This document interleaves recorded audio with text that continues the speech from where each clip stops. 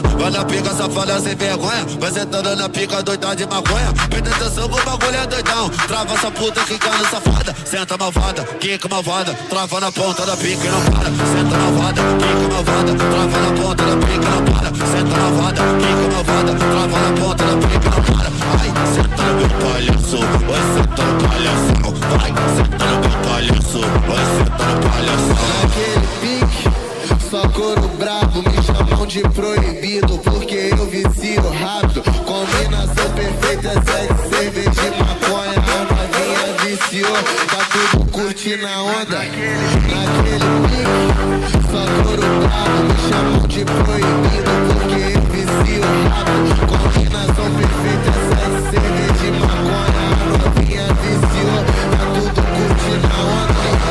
Só socadinha, você tá dando vinho. Só socadinha, você tá dando. Só socadinha, você tá dando vinho. Só socadinha, você tá dando.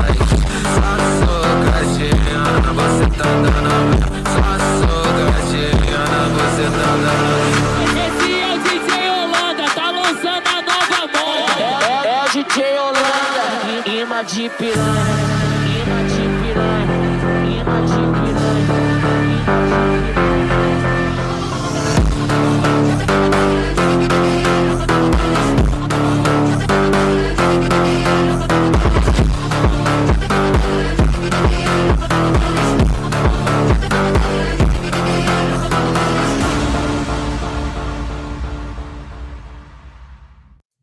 Welcome.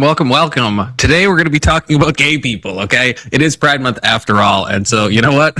I saw this Piers Morgan thing, Michael Knowles, Lauren Southern, Andrew Wilson, that gay guy that's always on Piers Morgan, I can never remember his name. There's a whole cast of crazy people, okay?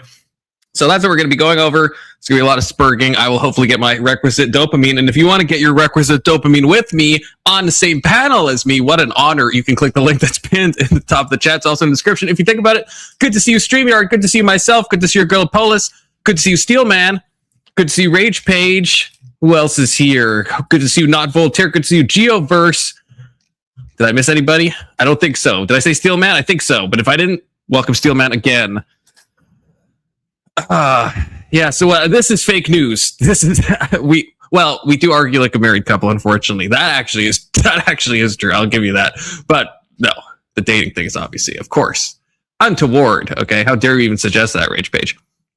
But yeah, let me filibuster while I try to remove this and pull up a video because I don't have a co-host. Usually Big Soda, joins me, does a little preamble, sticks around, then does a, just an Irish goodbye at a random point that he calls a magic trick, but he's not here. He's on vacation and we love him for that. But we also wish he'd just come back, which he will be on Friday when he's hosting Con Theories of Conspiracy, talking about the MK Ultra.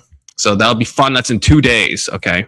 But until then, it's time to talk about the male gaze. What is it? Is it bad? Is it good? Oh, Bergefeld? What even is that? Oh my God, who knows? We're about to find out and find out what we think about it, okay?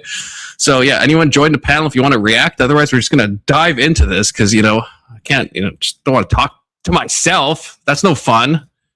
So let's get going. Give me my dopamine, Pierce. Online alt-right. Let's fucking go. Views on feminism, immigration, and free speech under a huge. By the way, reminder that Lauren Southern did fuck Destiny. Okay, I was talking about this with Big Soda before I started.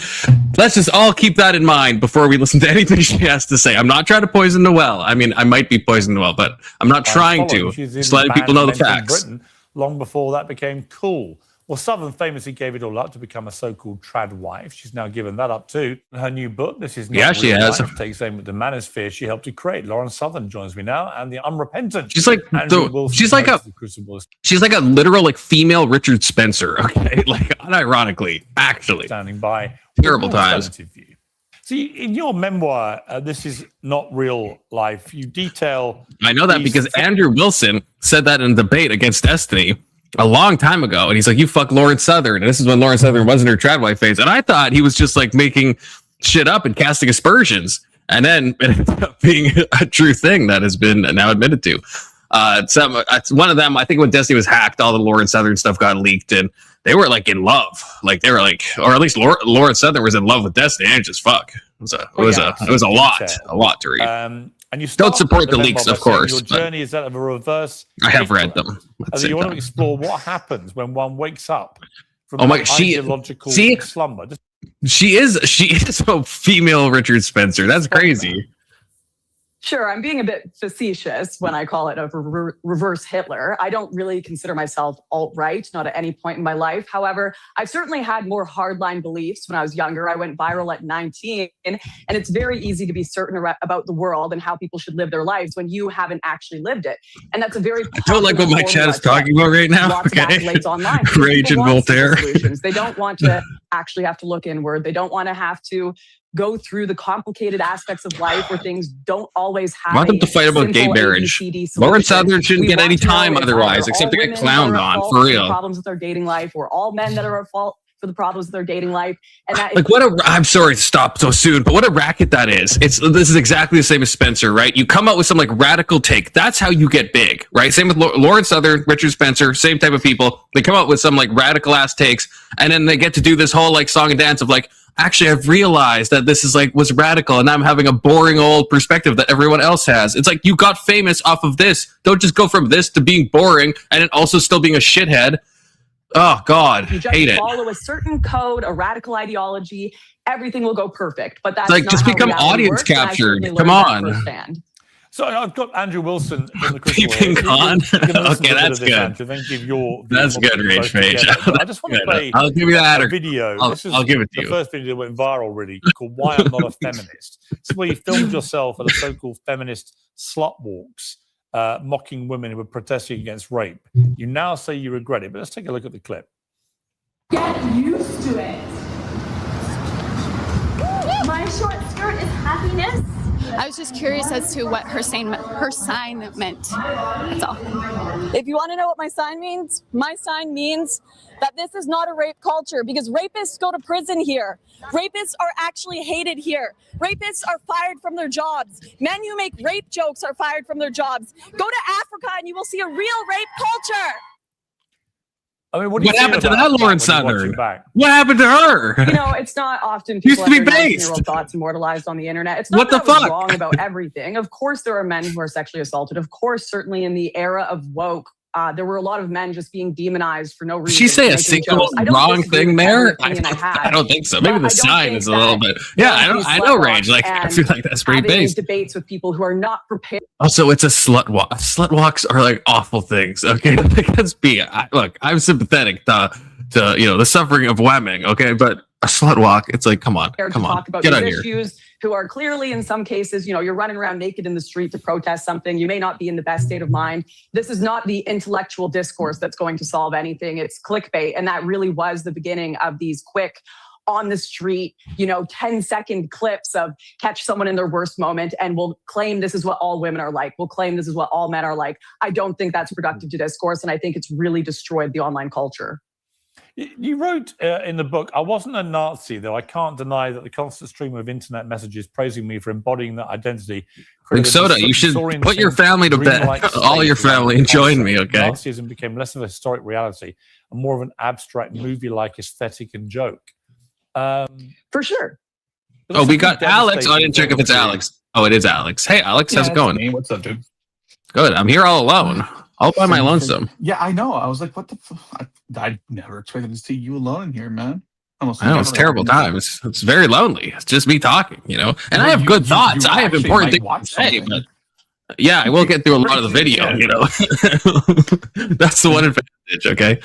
Big Sun about to go fishing. It's like 8:30 at night, possibly 9:30 if you're in where you said you were in. So that's a weird time. Well, I guess that's fine. Some night fishing. Alex, what do you think about the slut walk? I'm curious. What is a slut walk? I missed that part. Okay. Oh, we got Keelan. Keelan loves the slut walk, so I would even ask him, unironically, probably. Keelan by himself would pass the Bechdel test, just in a room alone. Okay, so how's it going, Keelan? What is this? What is what? Piers Morgan. This is Piers Morgan, Andrew Wilson, Lauren Southern, the trad wife. I don't know if you know who that is. The trad wife person that like switched to now being like kind of, I'm in the middle now and stuff. and then Michael Knowles, and then the gay guy that's always on Piers Morgan talking about pride, and for some reason the slut walk. So, you know, do you guys have? Is that not a? Is Lauren Southern Canadian? Yes, she's Canadian. Is that only a thing in Canada? The slut walk? I have no idea. Have you heard of it, Keelan? Maybe. Are you talking about like the walk of shame, where like you leave a house in an early morning? No. I'm not using like a pejorative. It's Big Soda. Hello, Let's go to Big Soda. I thought you were gone fishing. I got a few minutes to spare. I got to put the kids to bed. Big Soda, have you heard of the slut walk? Maybe it's just a Canadian thing. Okay. So I guess it started with there's a judge in Canada, and he said some untoward comment about one of those, like, I can't remember exactly what it was, but it was something like the woman was asking for it or something like that. It was some untoward comment. It was something that wasn't good. The initial thing was a bad comment by some judge in Canada, from what I know. And then a bunch of people started something called the slut walk, where they would walk around in very slutty attire and sometimes topless, holding signs, and like as a protest of like we should be able to wear what we want and stuff. But you know, you're calling it a slut walk and you're dressing like sluts. I think it's kind of giving the wrong message, in my opinion. I mean, I understand why it happened, but can't say I support it. You know, support the infection, but define it again. It was a movement where, because it was in response to people being like, oh, you're asking for it if you're wearing like a short skirt, or like, why are you dressed this way and stuff. So then they're like, you know what? I can be a slut. I am a slut. That doesn't mean people can do untoward. And they're right. They can be a slut. And it doesn't mean someone should do something untoward. But I'm still not going to support a bunch of sleuts doing a slut walk. You know what I mean?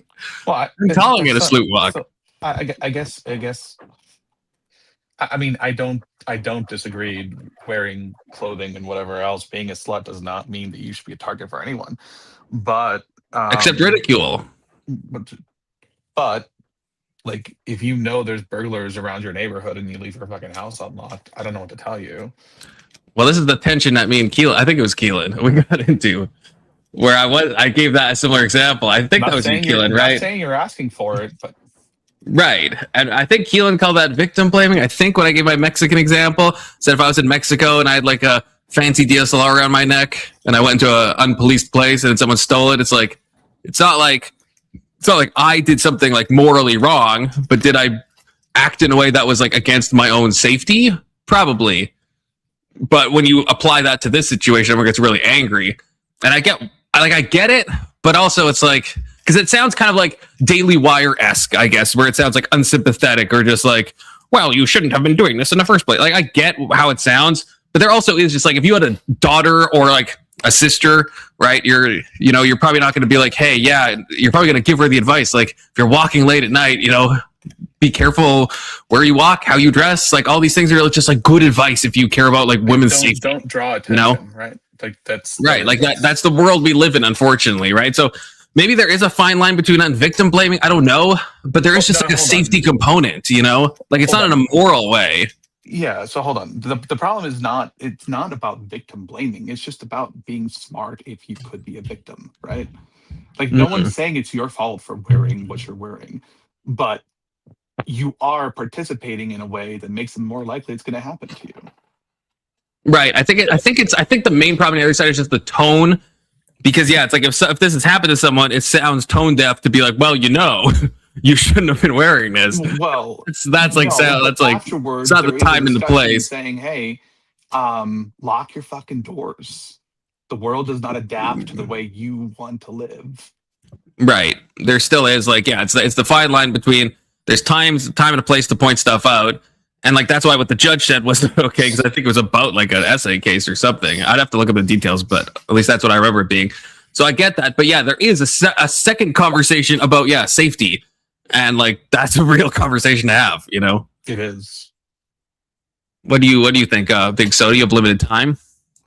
I mean, I think we should blame the victim a little bit, a little victim blaming. Why? Nah, but I kind of agree with Alex. I think Alex put it the best way. It's kind of you don't necessarily have to blame the victim, but if I'm out doing something, fucking idiot, right? Yeah. It's like if I'm riding my bike in the street and I get hit by a car, there's some element of responsibility that does fall on my hands, even though I'm the victim in the crime. Does that Yeah, make that's the sense? thing. It's. I really think it's just the timing thing. Like if Big Soda, if you told me while I'm on vacation in the middle of the night, yeah, I went out to the sketchy part of wherever you are, and I had all this money sticking in my pocket, and I got robbed. Yeah, my first response, if you were like seriously hurt or traumatized, is it going to be like, you fucking idiot? What the fuck were you thinking, right? Yeah. But there is. It doesn't change the fact that yes, you probably, and maybe at a different point, you'd be like, Big Soda, you really shouldn't do that again. Because like it's gonna happen, like like you're putting yourself in a dangerous situation. Like so, it's like I think it's more just like a timing thing, a tonal thing. Because I don't think it's like wrong to talk about safety and say like this is a dangerous act, right? In fact, I think it's like worse toward women if you like don't say that, right? Because if you're just like no, you can wear anything and walk anywhere you want. It's like that's not the world we live in, unfortunately. Hold on. Here's the problem. I think I fucked this up because I said you didn't lock your door. That's not what happened. You didn't lock your door. You did not lock your door. You left your door open. All right. Mm-hmm. Now, if I'm a burglar and I'm looking around to see which house I want to break into, and I see one with a door open, that's probably the one I'm fucking going to. Right? I'm gonna start with that one. But it's kind of like if you tell me before the crime's committed that hey, I probably shouldn't do this, then you're probably in the green zone of being like, hey, that's probably good advice. But after the crime's committed, it's probably not the best thing in the world to be like to remind me, hey, it's your fault. Well, no, yeah, it's not your fault that it's not your fault that the crime was committed, but you did put yourself in a position where it was more likely to happen to you than someone else. Right. I think it's literally just like tone and timing. Because it's like, you could do something retarded that even like Big Soda, you could do something insanely reckless and it would still be bad timing of me to be like, to call you an idiot if you were like seriously hurt or something. Like it just might not be the best, and especially if we're talking about something like essay, it's like, that's something you'd have to be very careful about to be like, have you considered not dressing like there's no way to bring that up in a good way. But in a general societal conversation of just being like, look, we live in this world where a certain percentage of men are going to like predate on women. Like, there is precautions that you could take to like up your chances of like, not being a victim. So we can't just teach men not to rape. Yeah, well, they haven't tried that. They haven't tried just like telling men, like a lot of men when on polling, they're like, I didn't even know rape was bad. They don't know. So we do need a campaign to tell them not to do it. Oh, it's just a lack of knowledge. Yeah. Hold on though. What now we have to figure out what we're calling rape, right? I didn't know I wasn't supposed to do that. There's a definition of rape that I typically accept as rape. There's another definition that now is the prevalent definition of rape. Okay. Well, let me steel man the left for a second. And I actually do believe this, so it's not really much of a steel man. But so like with like the grape culture type stuff, there is now, I don't know. I'm not sure if I like the word being the same because the problem with that is right. Then you're conflating like something that's violent with something that's not. I get that. But at the same time, there is like, so we don't have a grape culture in the sense that like some other countries do, where it's like the Congo, where it happens according to stats at like incredibly alarming. It's something like 1 in 3 Congolese people have been like raped, or like Congolese women or something. It's awful. We don't have that, and like violent grapage, not just like something untoward happening. But I think we do have a culture of like in like that typical like frat setting or like party setting where it's like you'll like if you ever seen like 13 Reasons Why, I don't know if anyone's seen that show, where it's like it's not like forceful necessarily, but it's clearly like not consensual, and I feel like that we do have a bit of that type of culture in we do in the West. Honestly, that's not even necessarily what I'm talking about. I would consider that to be like rape to an extent as well. What I'm talking about is more like one moment. Baby Alex. It's so interesting how you're gonna say that Congo has a great culture, and hold on. Sorry. consider like different situations in the U.S. or Mexico or other countries where you're more likely to be the victim of a crime, and we're just glossing over the reason why these areas are more likely to be areas where you're the victim of a crime. I am glossing over that because I'm just saying, I'm not saying Congo bad people or something like that. Well, I might be saying that, but I wasn't trying to say that there. That it's my point. That's not my point. My point is that we're saying let's address the symptoms of the issue and just pretend like the cause doesn't exist. No, you guys are skipping over a really important step here, and that's to quote Todd Aiken, the 2012 Missouri Senate candidate. If it's a legitimate rape, the female body has ways to shut it down and destroy the whole thing. So have you shown me that the rape is legitimate before we even talk about if it's real or not? He did unfortunately say that, but briefly with Keelan, it's like I don't know if that's. I'm just the only reason I brought up the Congo is just to show like when people say like, is there a grape culture in America? I think it's important to clarify whatever the reasons, however the dialectical materialist circumstances led to and there is bad stuff happening in the Congo, right? There, a lot of it was done during, I think, the Congolese Civil War, right? Where like, this is where a lot of the essays even started and began happening. They were using it as like type of like psychological, warfare and stuff. But regardless of how it happened or why it happened, it's still like, it's obviously different when we talk about grape in the Congo of like 30% of people being like forcefully raped versus like what we see in America, right? So I'm just pointing that for the sake of like to differentiate those two things. Influence. Let me ask you, like, what has the largest R value, do you think, when it comes to what grape is correlated with? Is it just like probably war? Thing? Probably war, I would think. Or does it deal with maybe desperate people? Yeah, I don't deny that. I'm speaking purely on like just to distinguish between when I'm saying there's no grape culture. I'm just saying that I acknowledge that there is this like frat boy, consent is a blurred line and blah blah versus the forceful of other cultures. I'm not at all going into like why this happens in other places. We have every country on the planet has, maybe not Singapore, like some weird country like that, but basically every country on the planet has this type of grape culture that is correlated with people of lesser wealth. Right, but I'm saying the U.S. does not like what for it to be a culture. Like what percent are doing violent grapes? Like this is a tiny. To say the U.S. is a grape culture would be crazy if we're talking about the type of grape that happens in the Congo, where it's like you are forcefully holding someone down and violently essaying them. That is like a fraction of things that happen in America. My point is that there are affluent people in the Congo as well, right?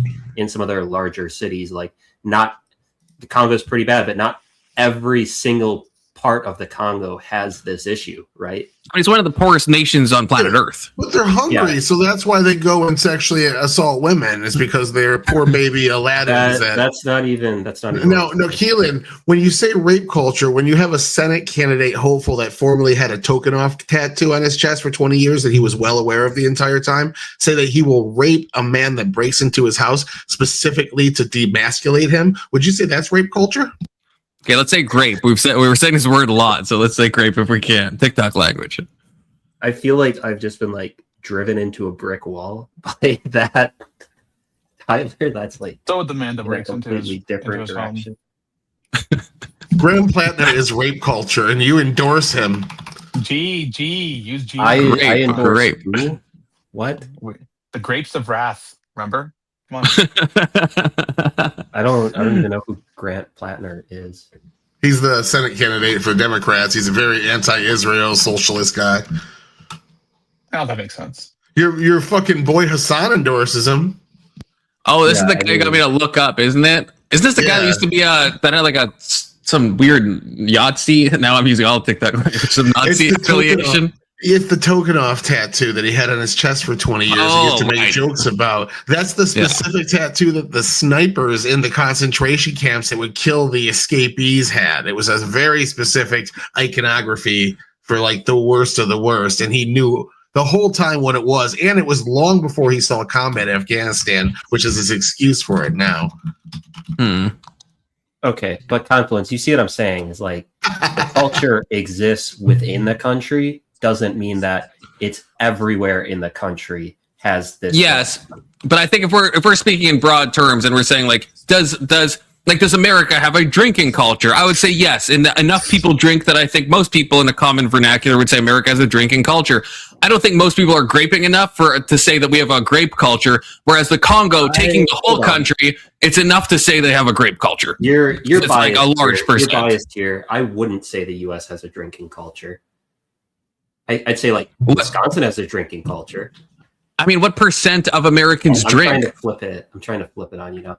But like Wisconsin definitely is what you would say would have a drinking culture because it's pervasive in the state of Wisconsin that most counties are very drunk. But across I would say more than 50% of American adults drink alcohol. I haven't looked that up, but I'm assuming that's true. Right. And so if more than 50%, we don't have a cocaine culture because we have a cocaine subculture, you could say. So the drinking map of the U.S. is weird because it's like Wisconsin is like purple and then Utah's pretty light and the South is actually pretty light too. Right. But what percentage, not like are like super into alcohol. I'll look it up. What percent of the U.S. adults drink alcohol? I feel like it's got to be above 50%, right? Yeah, 54% of U.S. adults consume alcohol, and this is a record low drinking habit. So the record low is 54%, which is still the majority. I would say that's, at least I would be comfortable calling that a drinking culture. Obviously, these terms are kind of amorphous, and, you could set the cutoff differently, but I'm saying, with the Congo, if it's something like 30% of women have been raped, that's at least a significant percent, right? Whereas in the U.S., right, if we're comparing violent rapes, I'm using culture in a lighter way than you are. Like when I say the U.S. has a grape culture or whatever culture, that means the culture exists within the U.S. That doesn't mean that the entire U.S. or a large percentage even of the U.S. engages in this activity. It's that this culture exists within the U.S. and it's correlated with certain things. Right. Then, yeah. Well, then we are using it. I would say is one of the major things. That's why I said with cocaine that I would say America has like a subculture of people that use cocaine, but it's not. Whereas back in the day, it used to be, I would say, it was a cultural practice to, take opioids when they were like sold at pharmacies and cocaine too, when it was in like Coca-Cola and stuff. I would say it would make sense to call it that. There's like, and it's an arbitrary percent, but when enough people do something, yeah. So we might just be using those words differently.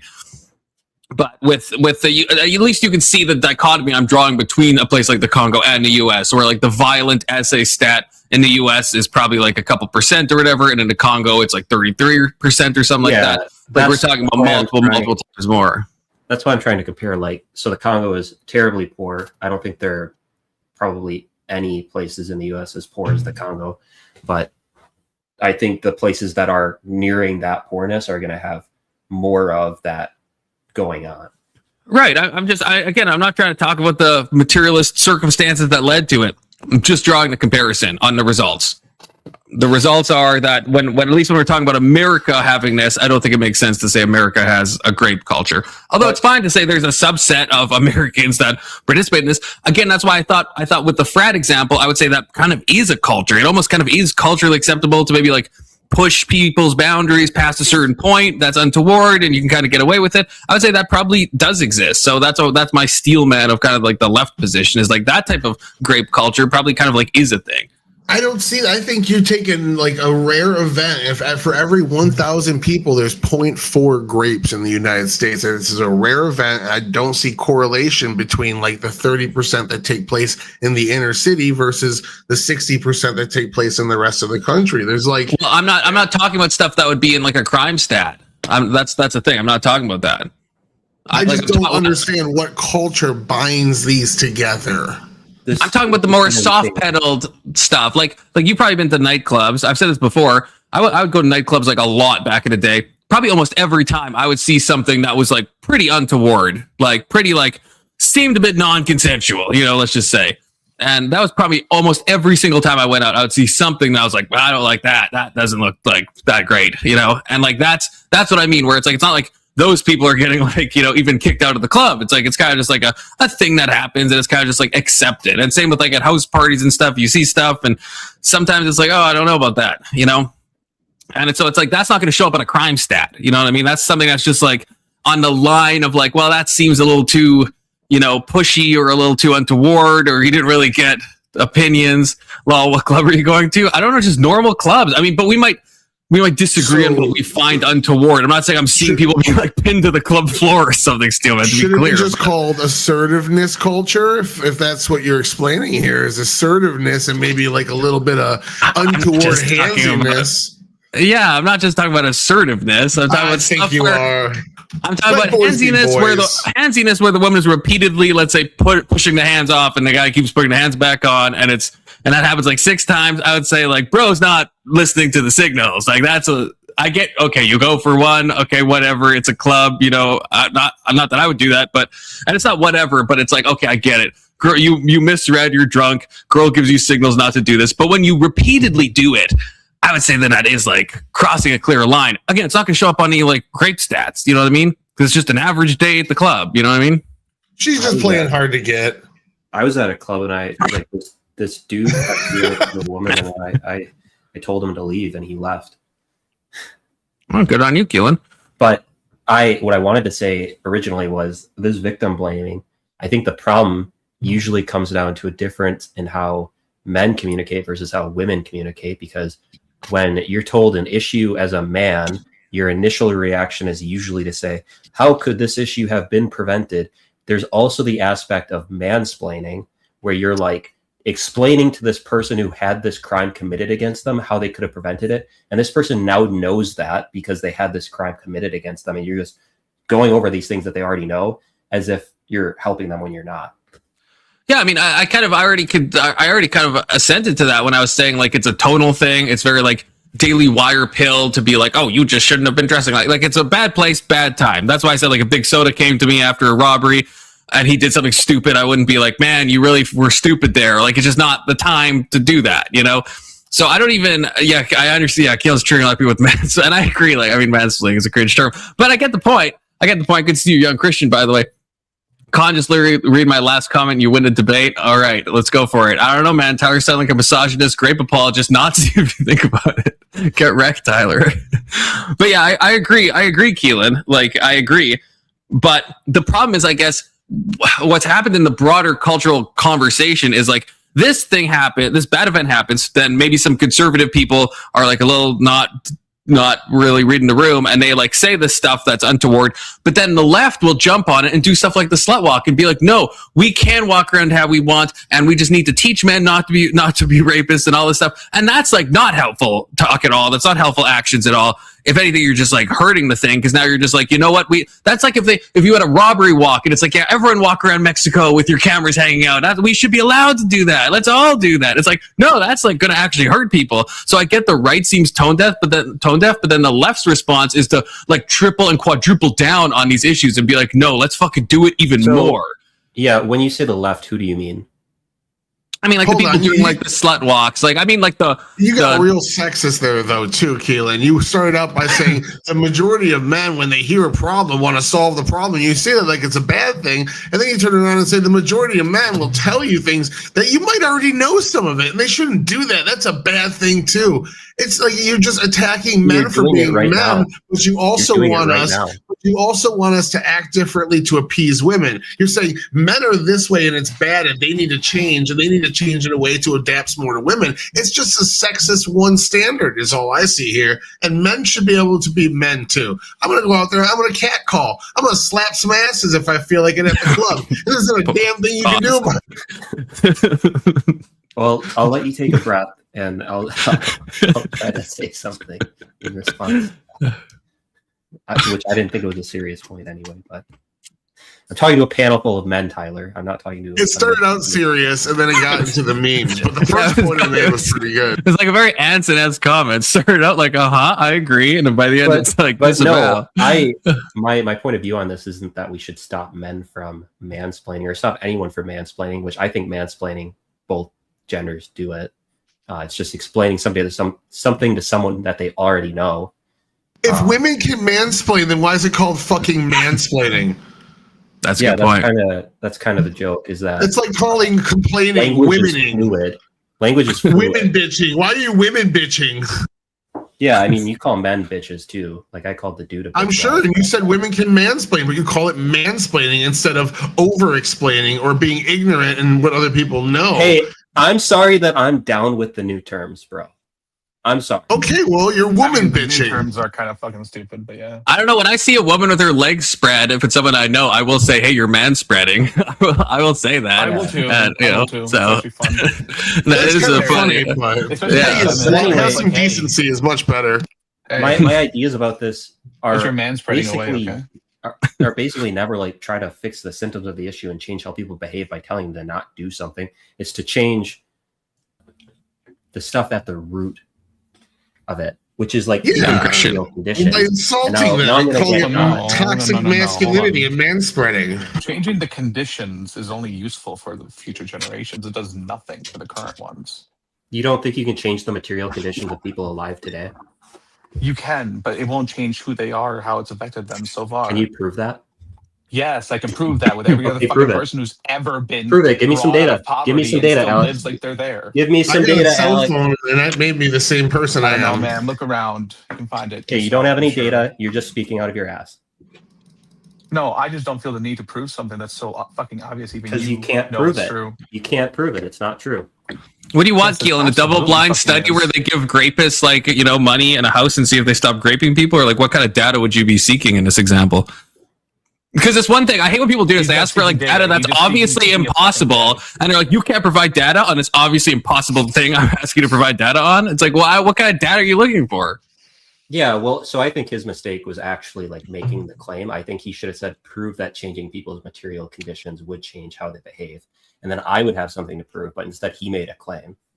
I made a claim because it's true. I don't feel the need to play with fucking. You can't prove it. You're being a debate pervert right now, Keelan. He is being a debate pervert. I just don't feel like playing the game, so I'm going to just say what's true, and he's going to have to fuck off and take it. I mean, there are studies involved in like changing people's material conditions, would just be policies that, air quotes, enrich people, universal health care and stuff like that, that does lead to a reduction in crime. That's not talking about the same. No, that's not even Alex's claim, right? Or that wasn't even your claim. You were saying, Alex even said this could happen in the future, and you said, no, it's going to happen to the same people, and that's a contention. None of those policies and stuff, those are talking about, what's going to happen later on. There's no policy that's, like, looking at the same people, and are these people that are, like, grapists, are they, like, less likely to grape because of this policy? Like, there's no studies on either side. I don't know how you would do a study like that. There actually is. There's plenty of data to back up the idea that having a piece of legislation in place disincentivizes people from doing that specific action. Well, that's not really the claim, though. We're talking about the same people. Like, because what's the percent of people that are willing to do, like, violent grapes? It's obviously very small. And now we'd have to, like, track those people and see, like, what policies, in fact, that, like, made them violently grape less, assuming they're not in prison at this. You know what I mean? Like, it's like, you can see overall that, like, a certain policy or a certain law will de-incentivize behavior overall among the general population size. But to look at, like, specifics of, like, past sex offenders and see, like, is this causing them to not sex offend? I don't know what the data would be on that. Prevent future ones from doing it potentially, but it's not going to affect the ones who've already done it. You can pigeonholing it into just the violent ones. I don't see, but if you have, like, the amount of guys at a house party that are like, "Oh, that girl's passed out, I'm going to leave her alone," it would probably go up dramatically. You think so? Do we have any examples of that? Like, I don't know. No, I'm just speaking based off of human nature. I know this is anecdotal, but think of, like, a Brock Turner. I feel like that type of stuff happens all the time at, like, these rich assholes that will, like, get away with these, like, untoward things. Yeah, like, I think that type of, like, grape culture that I'm talking about, I think it probably happens more often with, like, rich people than it does poor people. I think if it happened all the time, we'd have more examples than just fucking Brock Turner, who we've been talking about for 12 years. Yeah, we have that example was specifically, like, kind of horrific, and then also, like, he dragged her behind a dumpster and stuff. Like, that was a very untoward case, and so it was popular for a number of reasons. We have a million cases to point to with that, right? Like, would it be better if he got a fucking hotel and carried her in over his shoulder?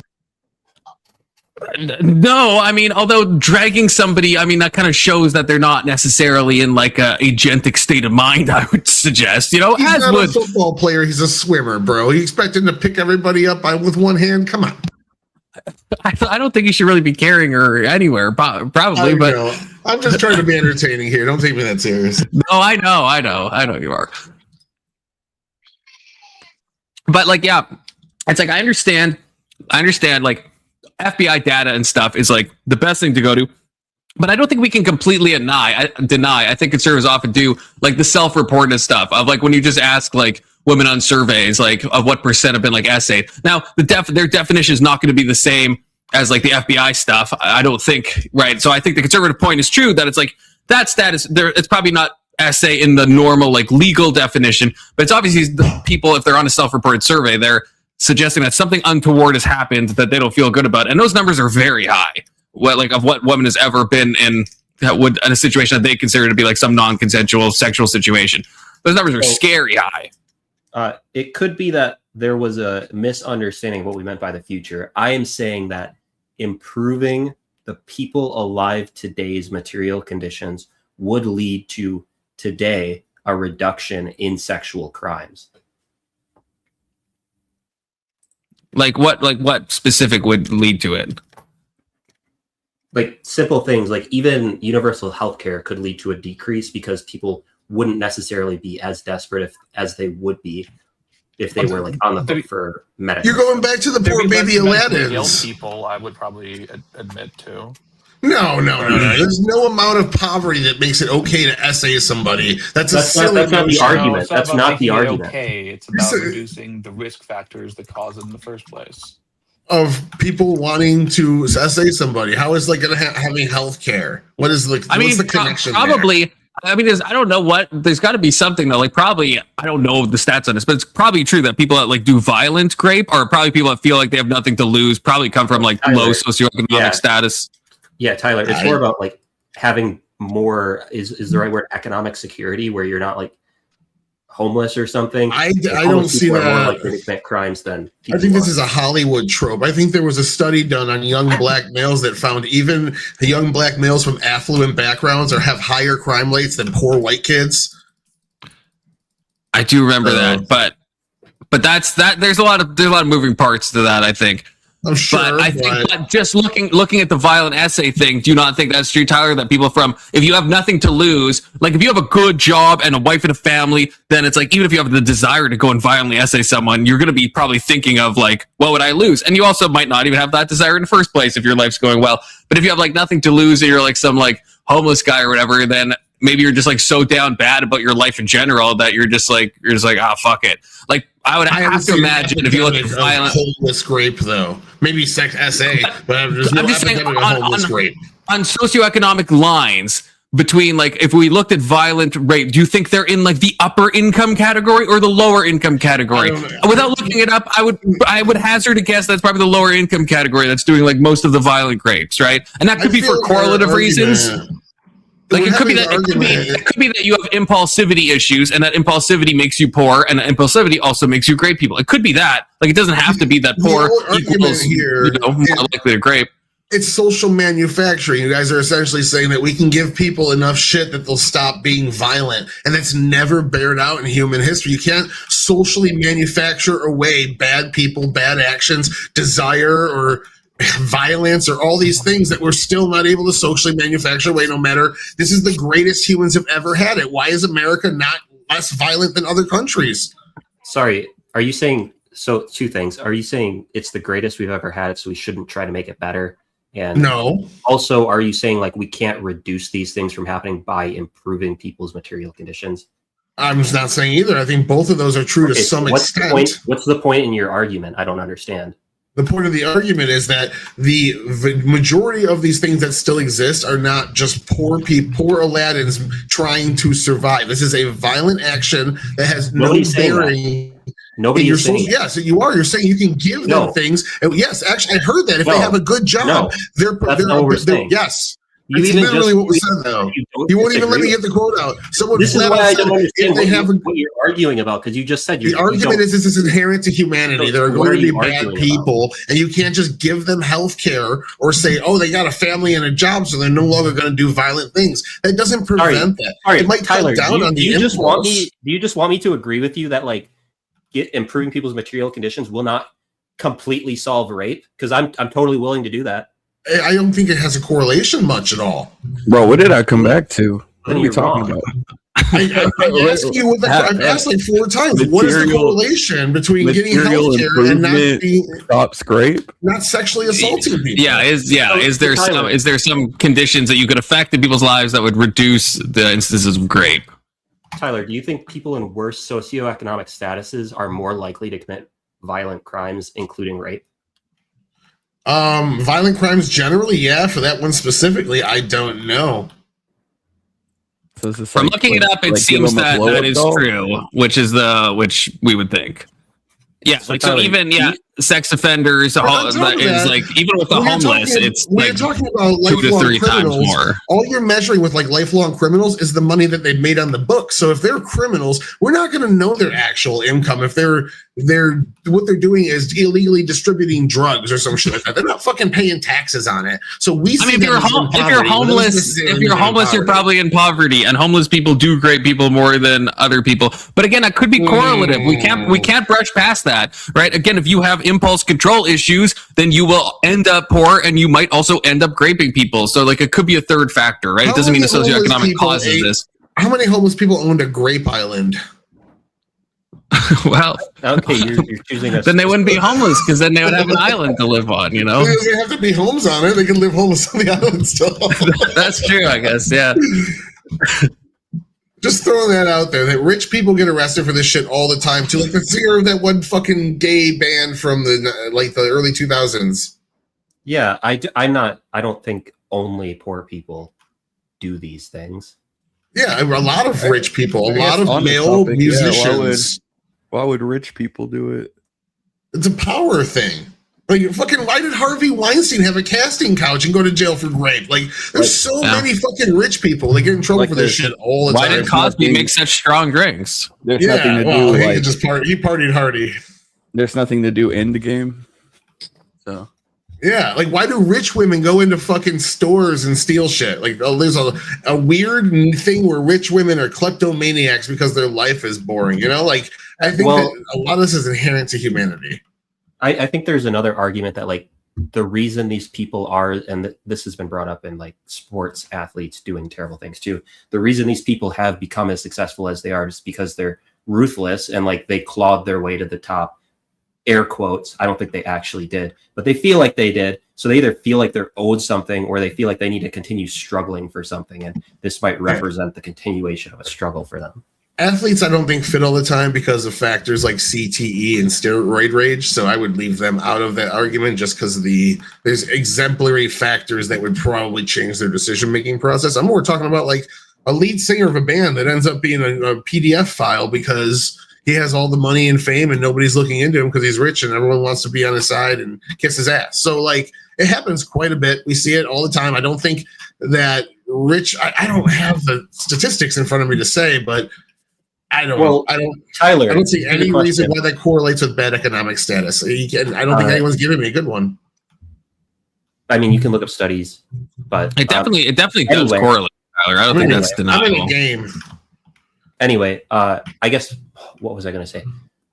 Do you think most wildly successful people in our society are normal?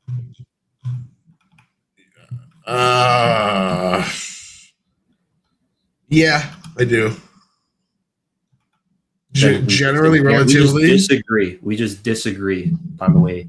Yeah, I've met a lot of business owners. I've met a lot of people that like succeeded like in life. Those aren't what. So I'm not talking about. I'm not talking about people who like make $200,000. You're talking about this rare, ultra wealthy. I'm talking about. Yeah, I'm talking about the people at like the top 1%. The people who make these massive impacts. Like if you look at fiction, people who write books, a lot of weird fucking people who are successful in our society.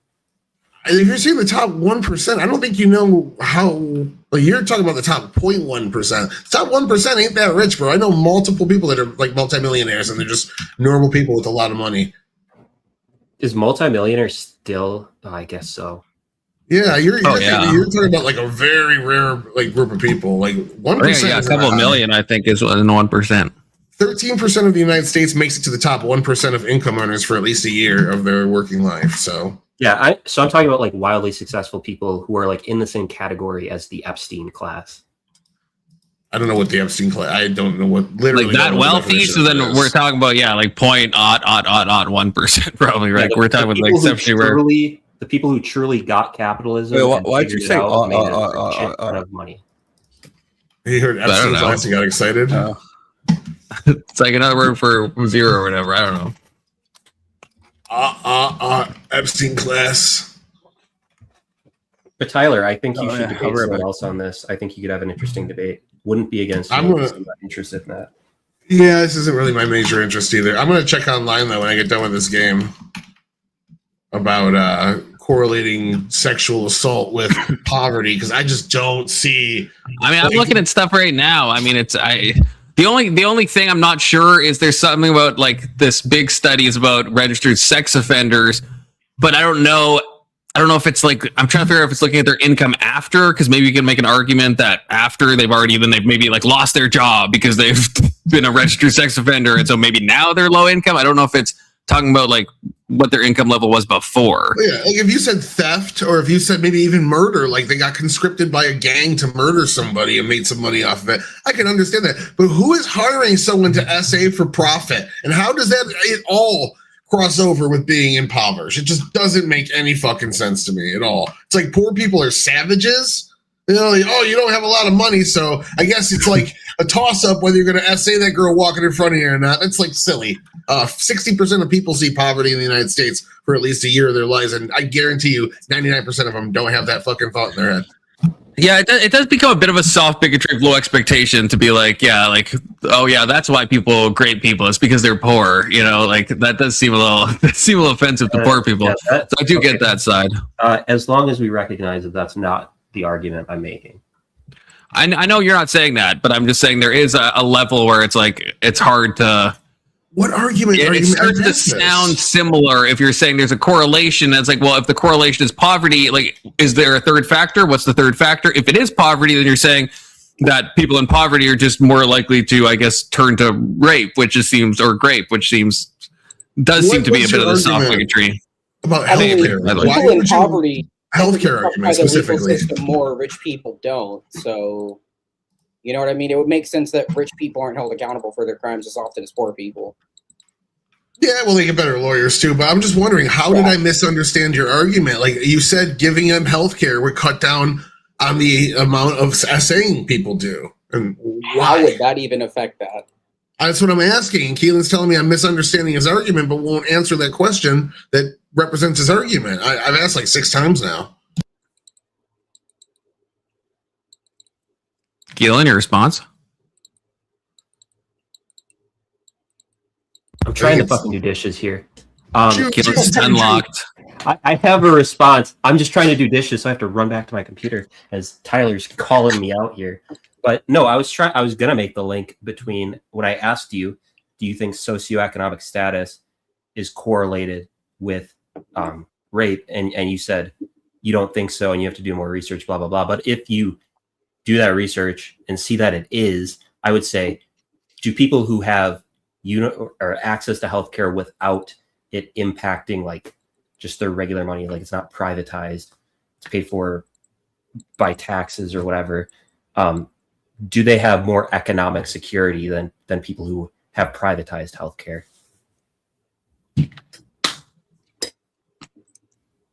And if they do, then I would say, obviously, then universal healthcare, if it leads to greater economic security for individuals, would lead to maybe not a large drop, but a drop in rape if we see that it's correlated with socioeconomic status. But correlation alone does not equal causation. And it could just be that economic bracket happens to have more people willing to do that at that very moment. But and I even gave a very believable one, like the lack of impulse control, right? That could easily result in both lower economic status and more willingness to essay, right? So, like, Keelan, I think the data on this is incredibly skewed, though. Whatever data does exist from this. Like, in what way? Like, are you saying that? Because there is a connection from what I'm looking up between economic status and essay, but of course it's just correlative.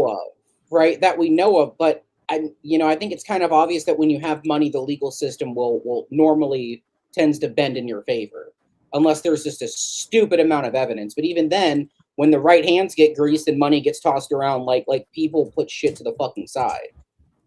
Like it's kind of like I don't think that's taking into account everything.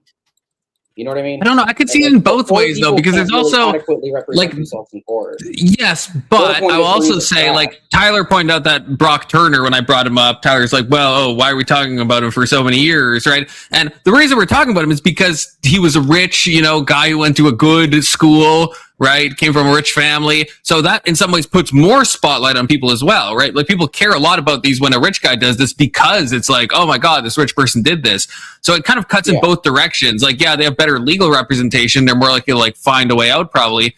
But in terms of like, yeah, how much we're going to hear about this, probably like how much motivation there is to take someone down. If it's some like random homeless guy, you know, there's very little motivation to really get anything done about that, you know? So I think it kind of cut in both directions on like who's actually going to get slightly misrepresented my intent when I brought that up, but irrelevant. So I would also say that like worse socioeconomic status, I keep stuttering, but is also correlated with worse education.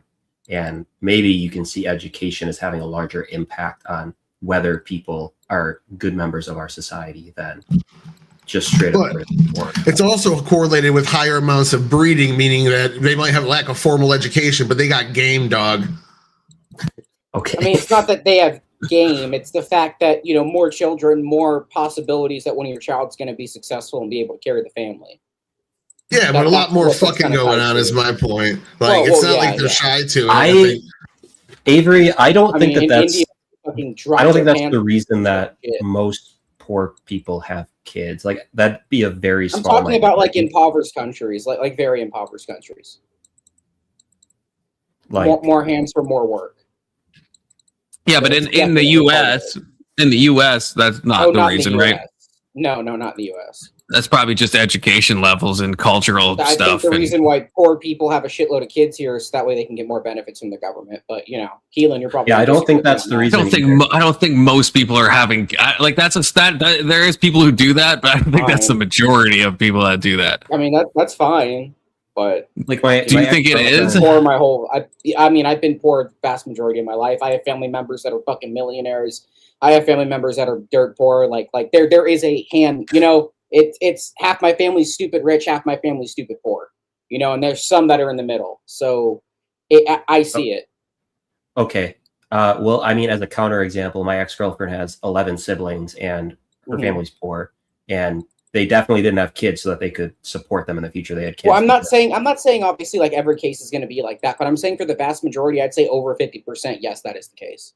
You think over 50% of the poor people having kids are doing it for government benefits? If I'm making a value judgment, if I'm making a value judgment on most people in the world, I would say most people don't want to be super successful. They don't want to be failures. They just want to follow the middle of the road, and that's usually living your life, having kids, and dying.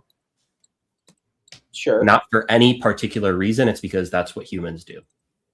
Right, but then the question is, why do poor people have more kids than rich people, right, in the U.S.? Because poor people in the U.S. are living in the middle of the road. Because rich people can spend money to have fun, and poor people have kids to keep them entertained. But like rich people, like I have all this money. Why am I going to have and also like a lot of them work like 60, 70, 80-hour work weeks. Hey, Lobster. Presumably rich people also have sex, though. Yeah. There are more. If you think about it, Lobster. There are more poor people. Yeah, they do, but they're also like, I'm not going to risk having a kid too. The same time, I'm pretty sure a lot of them. That's what I mean. I think it's like education standards. I don't think it's education, because I think like it's okay. Well, like let's say you're an up and coming fucking entrepreneur, and it's like if I have a kid right now, it's gonna fuck everything up. It's not necessarily gonna fuck everything up, right? But you're gonna have to divert more of your time into that child, and they just don't want to. It's not education. It's focus, right? You're focusing on your career. You're focusing on building whatever your future is going to be over. I mean, there definitely is a correlation between education. We can't deny that. Like even looking at like people who drop out like of high school and stuff, right? Like there's a clear correlation between education, even at like a K through 12 level, and having kids, right? But hold on though. I guess my point is, like when you're fresh out of school, that's the best time to find a job, because the longer you wait, the more companies are going to ask why you have this like gap between graduation and whatever else.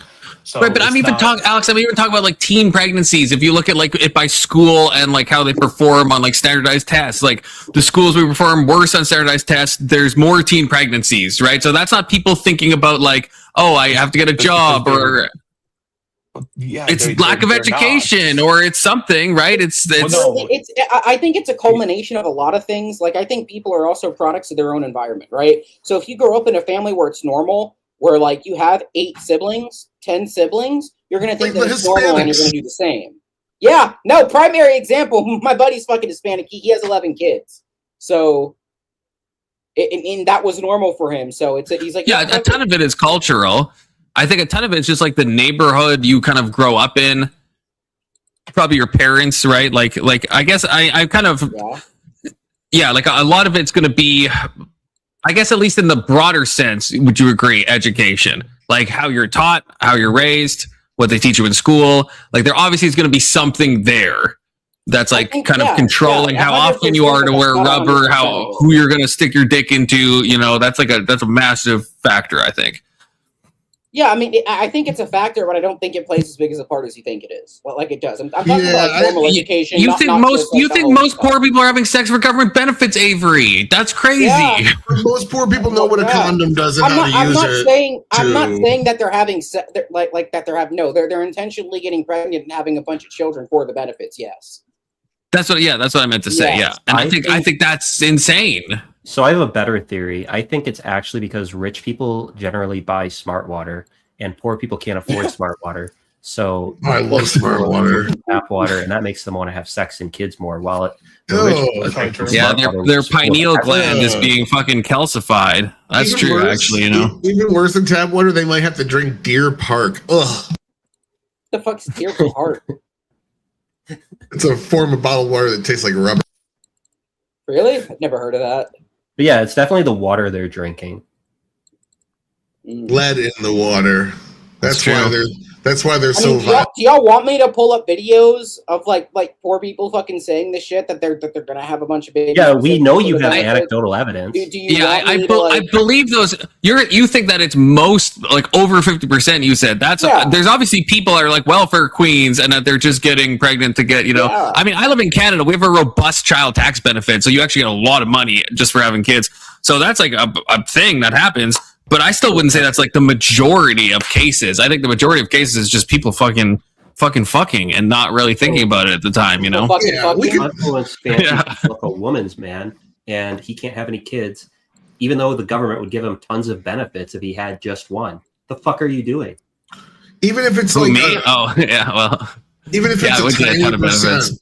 Just the sheer amount of people on welfare in the United States. If you found all the welfare queen Quitas and all the fucking Renees in the trailer park with their cousin's fucking third baby, like you could watch a testimonial from all of them all day long and still not even like get to as many as you need to like say that's an exemplary amount. So your anecdote means nothing here, Avery, and we hate you more for it. It's okay. I agree with Tyler. I love you, Avery. I disagree with both of them. Not in a gay way, though, to be clear. Fucking Kirk. I agree with fucking Kirk. Oh, whoa. Pause. Whoa, wait a minute. Wait, none of us want to do that. Of a panel member. None of us want to fuck Kirk here, okay, Keelan? That could be a you thing. Hey, it's 2026, Keelan. It's fine. True. Bit of an age gap between you guys, but, that's fine, okay. I have a date in Belgium in August. Oh, it's a date now. Is that a joke or no? He said it before. Keelan said he's just visiting a girl, as he made it seem like it's all platonic and shit. Now he's saying he's going on a bang fest, an international bang fest in Belgium. That's crazy, Keelan. No, we both have morals, so it's not that. Just fuck girls like a normal person. Yeah, you don't have to go to a brothel in Belgium to fuck a woman. I was going to ask that. Is that a brothel? Unlike you bad Christians, Muslims do not. Well, I'm not included in that. Are you a Muslim, Keelan? Is this your mask off moment? Muslim? Or is she a Muslim? Or are you both Muslims? She is a Muslim. Oh, are you going to convert? Keelan's already converted. He's just eating taquitos. But so there's a lot of things that have to change about someone's life for them to become Muslim, and it's like, I don't know, because I'd have to actually be like a faithful servant of God, unlike Kirk. Oh no! So wait, this is the Noahide thing. You're just like, I think this is the truth. La ilaha illallah, but I'm too lazy to fucking actually do it. This is like Kirk. You're the Muslim Kirk. I never said I thought it was the truth, because I'm still. Well, you said there's a lot of stuff holding you back from it. Which, if those things weren't holding you back, would you be Muslim? No, so I'm not going to talk about my argument against Islam here because there are already people here who are. Is it Aisha? Islam. Is it And Aisha? I have better reasons. I have much better reasons for what. What are the much better reasons? Is it the horrible treatment of women, Keelan? No, I'm not going to explain my reasons. It's not worth it. They're just better. Trust me, bro. The fact that you won't They're better than anything I've heard. Yeah. Your Maybe silence you're is part of the deafening. class. Yeah. Maybe you're No, part of the like, MC you class, don't you know? understand. Like, if you believe in God, and this is kind of my argument against some panel members who sin all the time. If you believe in God, why wouldn't you follow the God you believe in faithfully? And I don't believe in the God in the Quran, so why would I follow what the Quran tells me? I feel bad though. Like there's so many experiences that I had as a kid that you're not going to experience because you're this religious. It's like I was at a house party at one of my old houses, and me and like 5 of my buddies were sitting in a room smoking a blunt, and this chick walks through named Jamie, and she like looks around the room and puts her head down and just runs through, and none of us got it at first. And we all started thinking about it. She had fucked every dude in that room. And we all just like thought about it. And this one person mentioned it was the funniest fucking shit. And you're never going to see that. And I feel bad for you.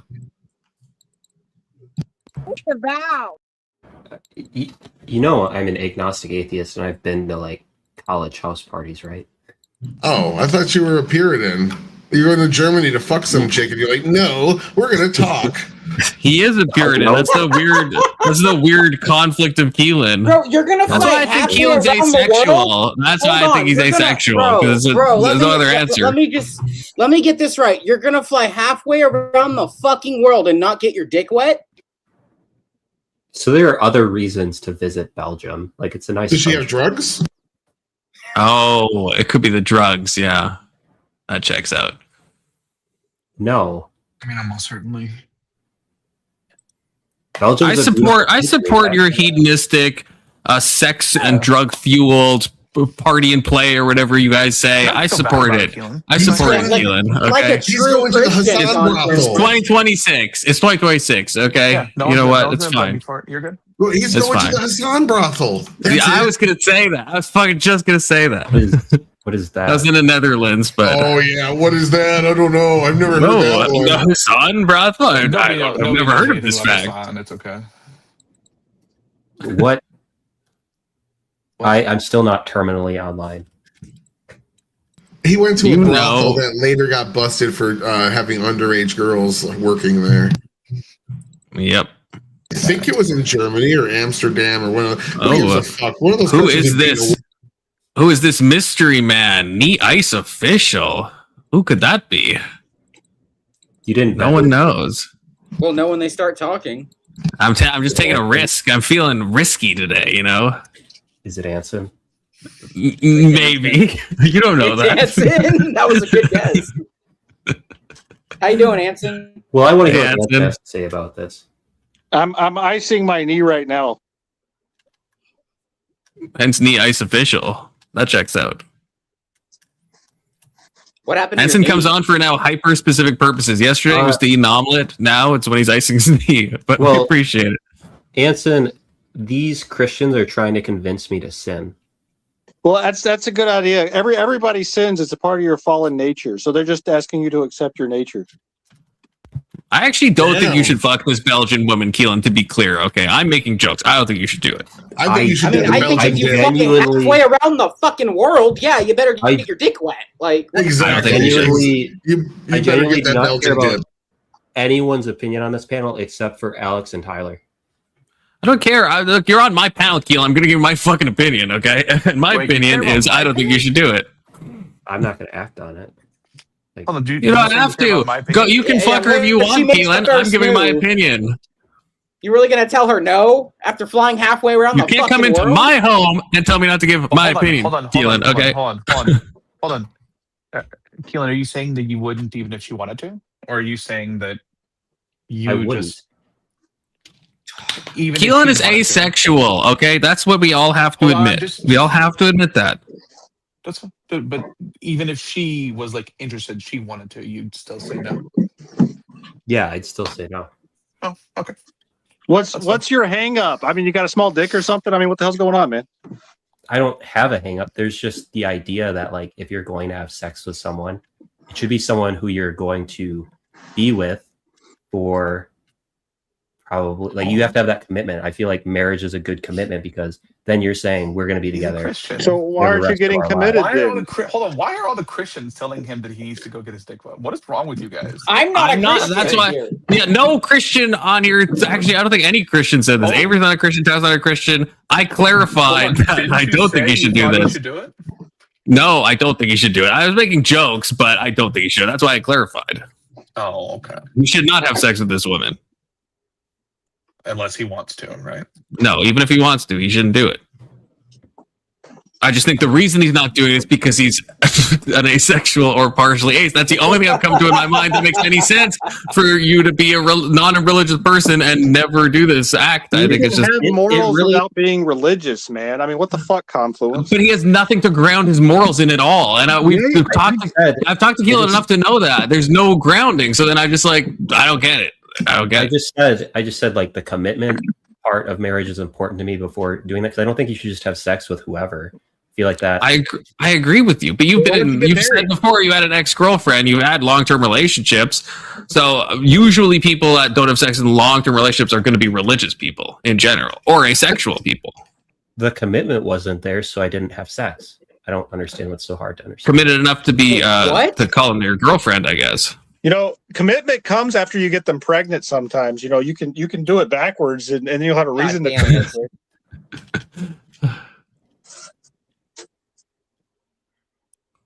Yeah, what if you feel a strong connection? What if you go to Belgium, you're eating some chocolate or whatever they do in Belgium, she takes off her hijab and you're like, oh my God, so amazing. She doesn't wear hijab, but... Oh, so she's a fake Muslim. Oh, it's all checking out now. It's all coming together. I got it.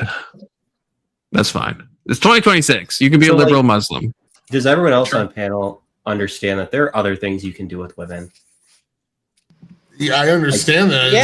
Of course. Hold on. Is there something else you can do with a woman that you can't do with a guy? I'm married. I have to suffer through those things all the time.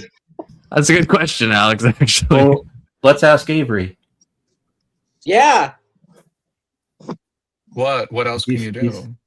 He's bisexual. You can do the same What can you shit. do? Yeah, see, Avery's thinking, yeah.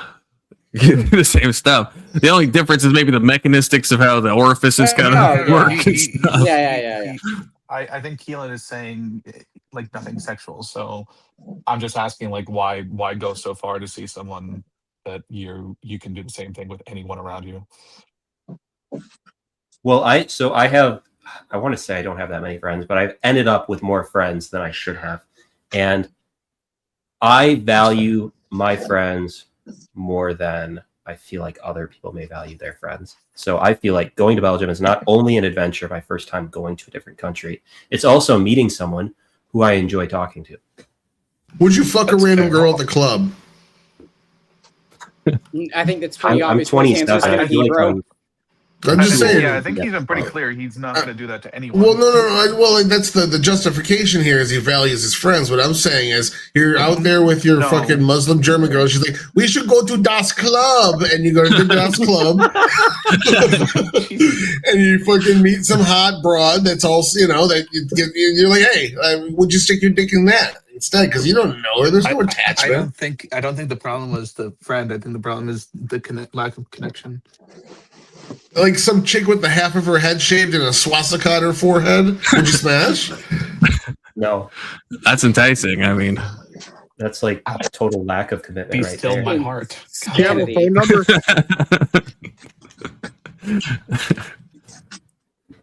Half-shaved head, swastika on her head. What if she was like? What if she was like super? What if she was like super goth, but she had like a fucking tramp stamp of a swastika? Yes, the swastika tattoo, is that like happening? A pro? Is that a negative? How does that play into it? That's location. They have all these questions that they've been thinking about asking you. So everyone ask Christian your same questions. Bro, what? Christian's like, fuck this. What if she had a swastika and a Star of David? Oh, like the Kanye West thing when he tried to unify this symbology, How did we get here Unsuccessfully. from the rich? Nobody knows. Or no, if you're poor, you're more likely to great people. Keelan brought up his weird Muslim Belgium side quest that he's doing, and it turned into that. I don't remember why that came up, but it did. It turned into something. Well, I bought the tickets today, so Congrats, dude. How much were they? Congratulations. Still halfway around the world? well, I paid for my friend's tickets. I'm going with Teo, so I paid for his ticket too. So it was like $1,600 for both of us to fly to Belgium. Oh, Is you it got a round broke trip ass or just friend? one way there? Round trip, and Teo will pay me back. That's I'm not just- bad. Oh, I'm sure Teo That's will pay actually you not back. as bad as I thought it would be. Yeah, Watermelon? that sounds like fun, man. I hope you have a good time. Germany's, or is it Belgium or Germany? It's a lot of fun over there in Europe. Yeah, Anson, do you want to come? Yeah, that sounds like fun, man. Yeah. Anson's gonna fuck her, Keelan. So if you're not comfortable with that, you shouldn't invite Anson. No, Anson's I going to mean be at this- the clubs. I'm not trying to be mean about this, Anson, but like she would absolutely hate you. Well, I mean, yeah, that's what most women, that's how they react to me. So Doesn't mean they wouldn't fuck. Actually, Yeah, there's hold on. no way Anson talks the way he does on the panel in real life, so I think he'd be fine. yeah, Oh, no, I actually, think he does. my entire panel thing is all a persona. You're correct, Keelan. I'm actually like a really chill dude, respectful in real life. I want He you plays guys a to know DJ on the internet. He said that 1,000 times. I'm about 95% like Hold on, this in could real anyone life. does anyone actually know that for a fact, or is he just saying it? Yeah, I guess no one actually knows that.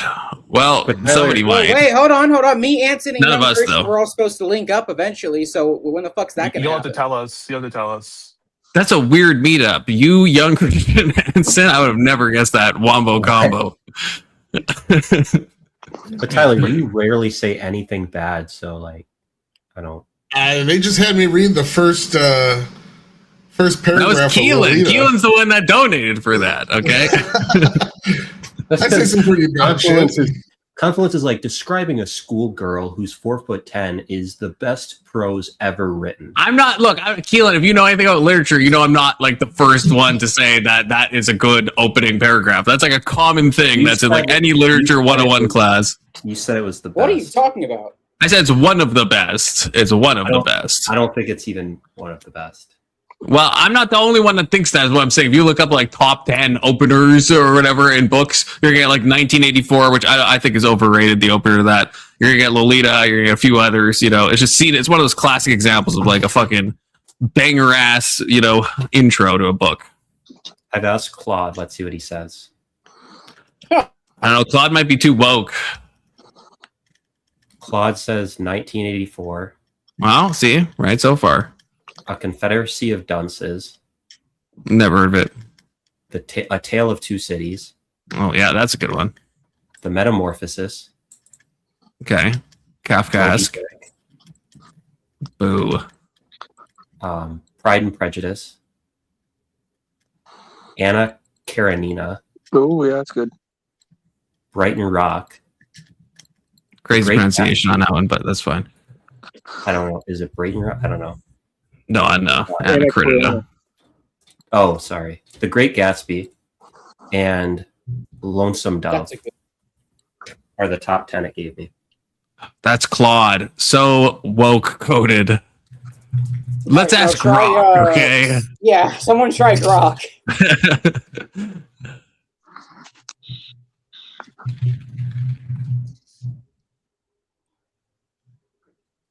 He's just going to tell Grok to say Lolita. No, it's hard these days, This is something, if you take a lit 101 class, like I said, this is a very common thing. But I'm afraid the internet has become too. Oh, Grok is cucking me. Oh, some queer thing? Get out of here. That's not true. What? Get out of here. Everything's gone bad. Fear and Loathing in Las Vegas. Come on, I mean, good book, but like good intro. I don't know about that. Yeah, some of these are fine. Some of these seem crazy. Yeah, the best book intro is Dune because the best book is Dune. So True. That's actually true. That's actually true. That book is written so differently from other books. Oh, there's The a Stranger massive is amount so of much dialogue. better than Lolita. The Stranger is so much better than Lolita. Why would you even listen to that? But then, why would you read that book? Lolita? Yeah, why would anybody read that? It's got a good intro from a literary point of view. Oh, I found a list.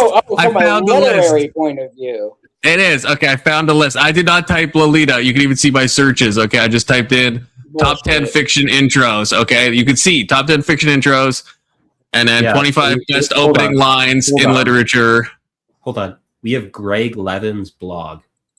I'm saying this is just what came up when I searched. This is first page of Google. I typed in top 10, and this is the Why would you click on, the third any result. Of the first 10 results? Hold on. Why would you click on any of the first 10 results? Those aren't fucking natural. Google puts those in your fucking page because people pay to. No, that's not. No, that's not. That's not true. That's not. That's not true. That's not true. Avery, you're just wrong. I used to do SEO as my main job. You're just wrong on that. That's not how Google works. If they're sponsored links, that's true. You can't pay money to get on top of Google unless it's the sponsored. You can manipulate it. You can manipulate to get on top of Google, though. Of course, yeah, that's what SEO is. Confluence is explaining why I got fired for doing SEO. Did you try to pay to? Did you try to pay to get to the top of Google? But anyway, so it's not ranking at the highest, but it's somewhere on here, I'm sure. Okay, there we go. Number 19. Boom. You said top 10. So. Oh, I'm sorry. Top 20. Okay. Look, this has it higher than Anna Karenina. Okay, if you think about it. We just have Greg Levin's blog, and we're gonna take that. Greg Levin. Okay, you don't even know who this guy is. Okay, he is Greg Levin. He's probably some really important guy. Probably. He's third page of Google for the search top 10 fiction intros. You spelled fiction wrong. Yeah, well, I'm sorry. It's a typo, okay? You think that's going to change it? Oh, no, it's the same thing. He's still top third, okay? Even after it's fixed, okay? Well, at least you didn't say Harry Potter, because I might have actually just... I'm talking purely from a literary point of view. I'm not talking about the content, okay? I'm just talking from a pure literature standpoint, okay? Dude, I can't. That's how unbiased I am, Keelan. There are no books that come to my mind that have an absolute banger intro. At least that I've read. Have you ever heard of I've read books, dumbass. No, I've never read that. Fuck that. I've never read it either, to be clear. What's your favorite book? Mine?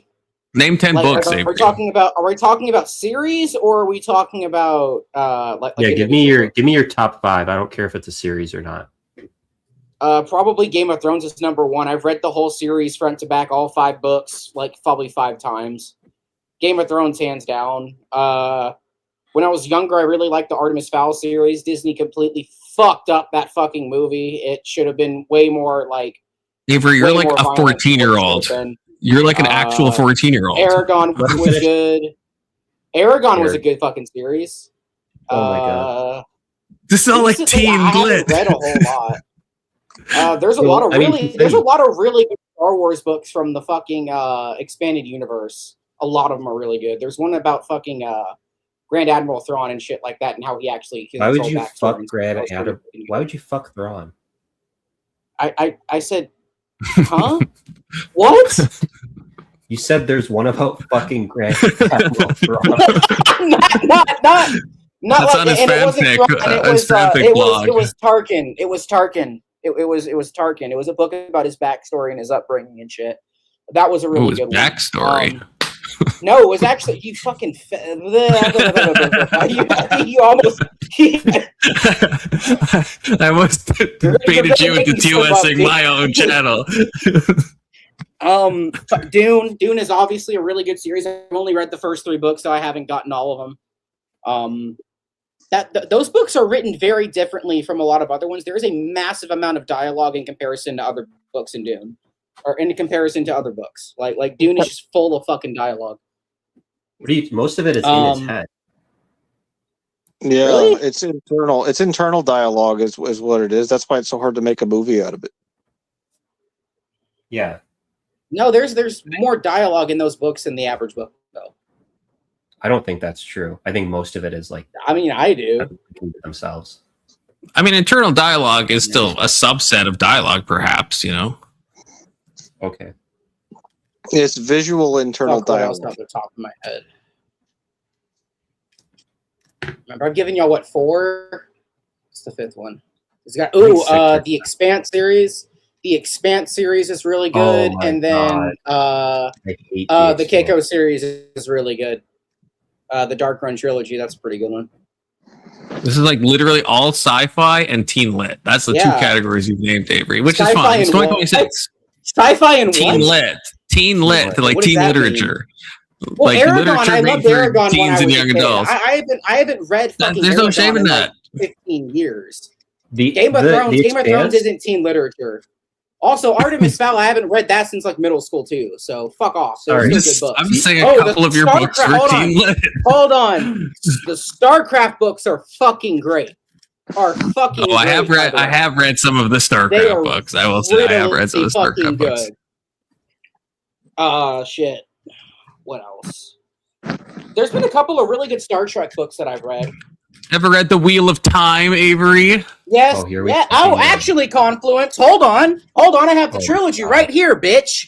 I can't The believe I forgot about trilogy? that. Excuse me, The Wheel of Time is like 8 or 9 books. I have the first 3, you fucking ugly cunt. Bro I have slipped the up. first 3, you ugly. Hold on. We got you, Avery. Where's the Keelan clip? Fuck, I need a little deck. There we go. I don't know. It's blurry, but you know what I mean. You can see it. You can make out. It is the Wheel of Time. We believe you have the first 3 books. You have the complete trilogy of The Wheel of Time. Yeah, it's only. Hold on. Also, this series fucking goated. By the way, except for the ending. The ending is fucking gay bullshit coded. Fucking absolute trash. Ruined the whole series. But that's only the last 10 pages, so it's fine. Fuck. What else? Makes me believe I might like that book. I've read a couple of documentary books. This one's about documentary books. No, it's a biography. Do you just mean a biography? Yeah, documentary book. This one, go fuck yourself. This one's about Steve Jobs. It's not bad. And then where's my one about America shit? Where's it at? I'm gonna use that from now on. Documentary book. Hold on. This is a really good book. It's hold on. Fuck you. This is actually really good. It's a leap in the dark. The struggle to create the American Republic. Who is this by? Anson. What's up? Yeah, right. It's by Anson. By John Furling. Yeah, this book was by Anson. This is actually a good Anson Knowles. Oh shit. A Leap in the Dark. It's a good book. Kirk's favorite book is Don Quixote. Okay, even though he hasn't read it, but if he does read it, it'll be his favorite book is an encyclopedia. Yeah, I like the encyclopedia. Don't knock the encyclopedia. I've read a whole series of encyclopedia when I was younger. Yeah, I used to walk around with encyclopedias all the time. I just want to say this, Keelan. Go fuck yourself. These books are great. No, they're awful They're writing. amazing books. You literally cannot read those because it's just constantly so-and-so said, and then a bunch of non-talking, and it's just he said, she said, he said, she said, then she said, then he said. That's all books are. No, it's not. You can do dialogue without saying he said and she said. It's just annoying. That is true. There's also another series. It was an Amazon print only. It's called Expeditionary Force. That's sci-fi too. It's pretty good. It's a little bit weird, but it's good. So there, I just named you a bunch. Go fuck yourself. We're not mad at you. I'm mad at you. I'm a little disappointed, but I mean, why are you disappointed, you fucking cunt? You can't be. I mean, teen lit, sci-fi. I mean, nothing else. Not a single other thing. Fantasy, fucking Game of Thrones. Oh yeah, fantasy. I mean, at least he's reading. Most people don't read at all. Yeah, that's true. Yeah, I don't read as much as I used to. Yeah.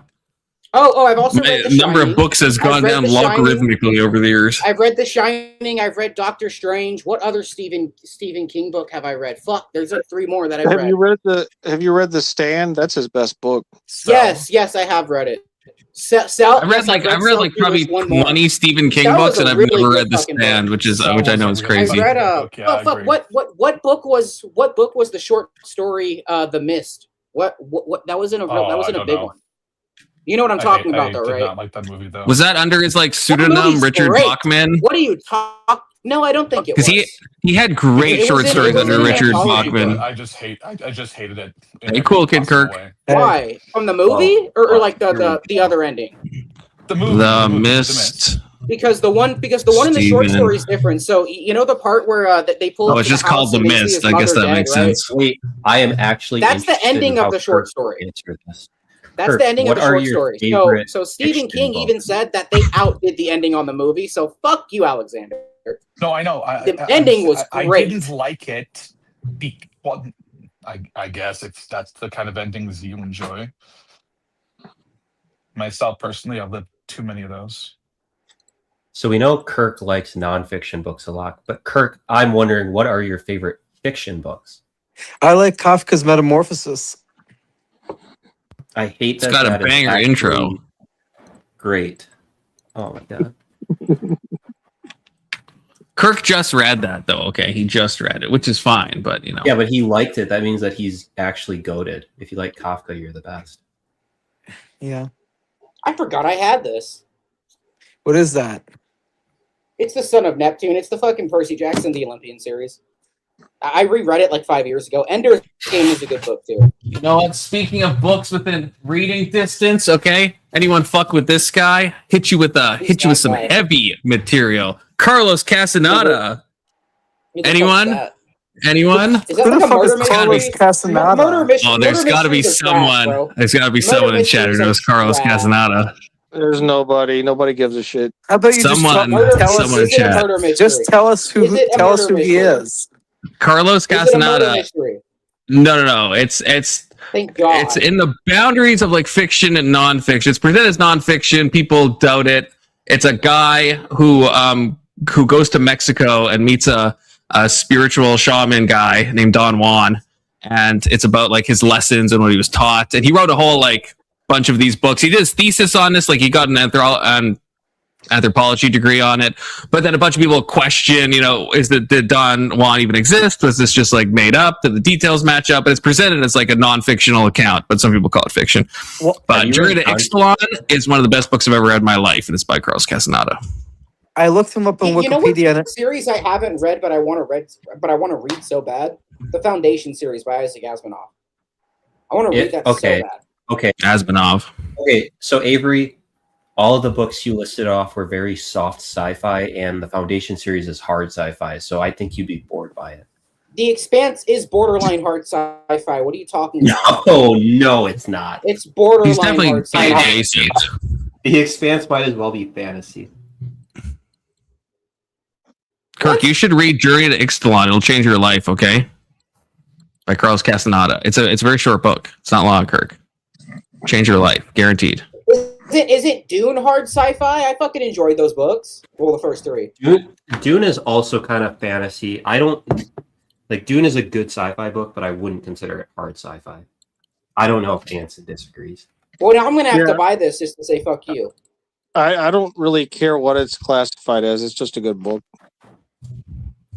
Yes, Rage, I would read it. So, Avery, I think you should read the Foundation. I think everyone should read Foundation, at least, and then. I've heard a lot of good reviews. Like I've heard a lot of good reviews on it. And then I know Apple TV Apple made it into a show, so I figured I'd read the books first and then watch the show. It's just kind of like boring. It's interesting but boring. Fuck. What was the last book that I? Okay, you want to know what a boring fucking book is? And I've read them all. I've read the fucking Silmarillion. I've read all the Lord of the Rings. They're fucking boring. Not 100% of the time. That's crazy. Dude, the Silmarillion is you're reading a history book. That's not the Lord of the Rings. That's not the Lord of the Rings. It's the prequel, you dumbass. It's the history of the world. It's not the Lord of the Rings. I'm sorry. It's the history of the world. It's the history of the world. Lord of the Rings is an actual trilogy, unlike the Wheel of Time. No, I take it back. The Wheel of Time is good too. I take it all back. It is good. Take it all back. Avery is capable of understanding things that we are incapable of understanding if he's read the Silmarillion. Bro, okay. I had to force myself to read it. I really had to force myself to do it. I wouldn't read that book myself, but I have seen excerpts from it and heard about it. It's a headbanger. You're gonna bang your head against the wall every fucking page. It's like it's like nails on a chalkboard every fucking page that you're reading. Some of it's interesting, but I bet Confluence read Infinite Jest just to say he read Infinite Jest. You know, you're close. I tried to read Infinite Jest just so I could say I read Infinite Jest, and I couldn't get into it. I fucking couldn't. But I did try, Keelan. I did try. Didn't like it. Guy offed himself though. That's what really, honestly, that's what really. Everyone's like, this is such an amazing book. Oh my god, so good. And then you find out the author like killed himself in like this very poetic way, and I was like, okay, I'll hear him out. It's a good book. What? I heard it was just so complicated because of the way it's just it like wins like so many awards. It's like one of the like, so that's what I mean. Like I don't actually know if it's a good book. Like I said, I couldn't get into it, but it like is one of those like if you like look at like lists again, you know, like our famous, what's his name? Famous man. What was it? I can't believe I forgot his name. Greg Levin. He probably fucking loves Infinite Jest. Okay, on his blog, he probably. In fact, I'm gonna search Greg Levin Infinite Jest. We'll see. He probably has. Okay. Oh my god, we got. And if he has, oh, here we go. Let's fucking go. See, this guy knows what he's talking about. 10 novels you must be seen with. Oh wait, to be considered. Oh wait, no, he doesn't like it. Never mind. To be considered a serious pseudo-intellectual. Finnegan's Wake, Gravity's. Oh, The Stranger. Okay, but some of these are good brothers. Okay, these are good books. Divine Comedy, War and Peace. Okay, no, he's naming actual good books. Atlas Shrugged. I've wanted to The read Sound and the Fury. And then 10 is Infinite Jest, a novel by the maniacally brilliant, though quite dead, killed himself in a very poetic way. David Foster Wallace is about everything with an emphasis on drug addiction. And of course, tennis. It weighs in at just under 1,000 pages that are followed by 388 endnotes, some of which have their own footnotes. And I've said, yeah, it's a slog. It's a slog. I tried. Maybe I'll try again one day, but. Well, like Avery, you said you wanted to read Atlas Shrugged. You have to properly hate yourself while you're reading that book in order to appreciate it because it's so fucking difficult. But it's good. But you really it's punishment. I've read the Silmarillion, so I think I know. I think I know about self-torment pretty well. So yeah, IJ is back. That's true, Testy. You know what they say? I'll stop by there after. You know what they say about libertarians? They've all read one book. Is it always Atlas Shrugged? Probably. Or The Fountainhead. Or The Fountainhead. Okay, there's at least two. The joke is that every libertarian has only read Atlas Shrugged and nothing else. Yeah, there's nothing else you need to read. You know, once you're convinced, you're convinced. Once you think you know enough to know nothing, then you absolutely are convinced. True. I've met this strange branch of like some Christians. I don't think it's like any denomination or anything, but I've just met Christians in my life that the only book they will ever read is the Bible, because they're like, well, God made this book, and so like, why would I read anything else? So I just read the Bible, and when I'm done, but you know what I mean? He's inspired it or whatever, and they'll just be like, so why would I read? And I'll be like, do you like C.S. Lewis? And they're like, no, I only read. No theologians, no pastors. Literally, I just read, the Bible. I'm like, well, probably read the Bible a lot, I guess, if you're only reading the Bible. Well, they're just Rage Page poem. Don't threaten me with a good time. They're just trying to understand the Trinity. The Echoes of Atoms. This is by Rage Page, okay? The dreaming breath of silent stone, a restless soul in structured bone. Lightning seeks the anchored ground to pierce the void where truth is found. Embers drift through shades of light from hollow depths to arcs of sight. The mountains yield to water's plea. Captured sparks merge into the sea. The fire fades but never dies as dust returns to timeless eyes. Through shattered glass and tattered seams, we wake to find we are the dreams. I'm surprised if you love poems so much. That's pretty good, Rage Page. That you haven't heard of the German poets. Who? Heinrich Heine? The only poet I like is Sylvia Plath. Okay, well that's not true. Bukowski, obviously. Bukowski and Sylvia Plath. Here, would you be willing to read a Heinrich Heine poem? If it's short, I'll read it. I'll read it. If it's short, I can read it on stream. If it's longer, I can read it. This is be off stream. Have you read my fucking screenplay yet, you fucking bitch? No, but it is published on my Substack. I put it on my Substack, and then I forgot about it. Don't say what's a Substack. You know what a Substack is now, Avery. I do actually. People say that Arabic is great for poetry. Here, I posted it in the thing. It has a list of his poems. They're relatively short. Also, you know who else has reviewed and read your Substack? Greg Levin. Okay, you can check it out on his hit blog. He has reacted. He gave it. Well, I won't tell you how many stars he gave it out of 10. Heinrich Heine. Heine. Heine. Okay, we'll read Kirk's Nazi poem. He's Jewish. To Edom, with each other, brother fashion, have we borne this many an age. Thou hast borne with my existence, and I borne half with thy rage. Many a time in days of darkness, wonder strange hath been thy mood, and thy dear and pious talons hast thou reddened in my blood. Now our friendship groweth closer, nay, it waxeth daily now. I myself begin to bluster, and am nigh as mad as thou. Read the Raven.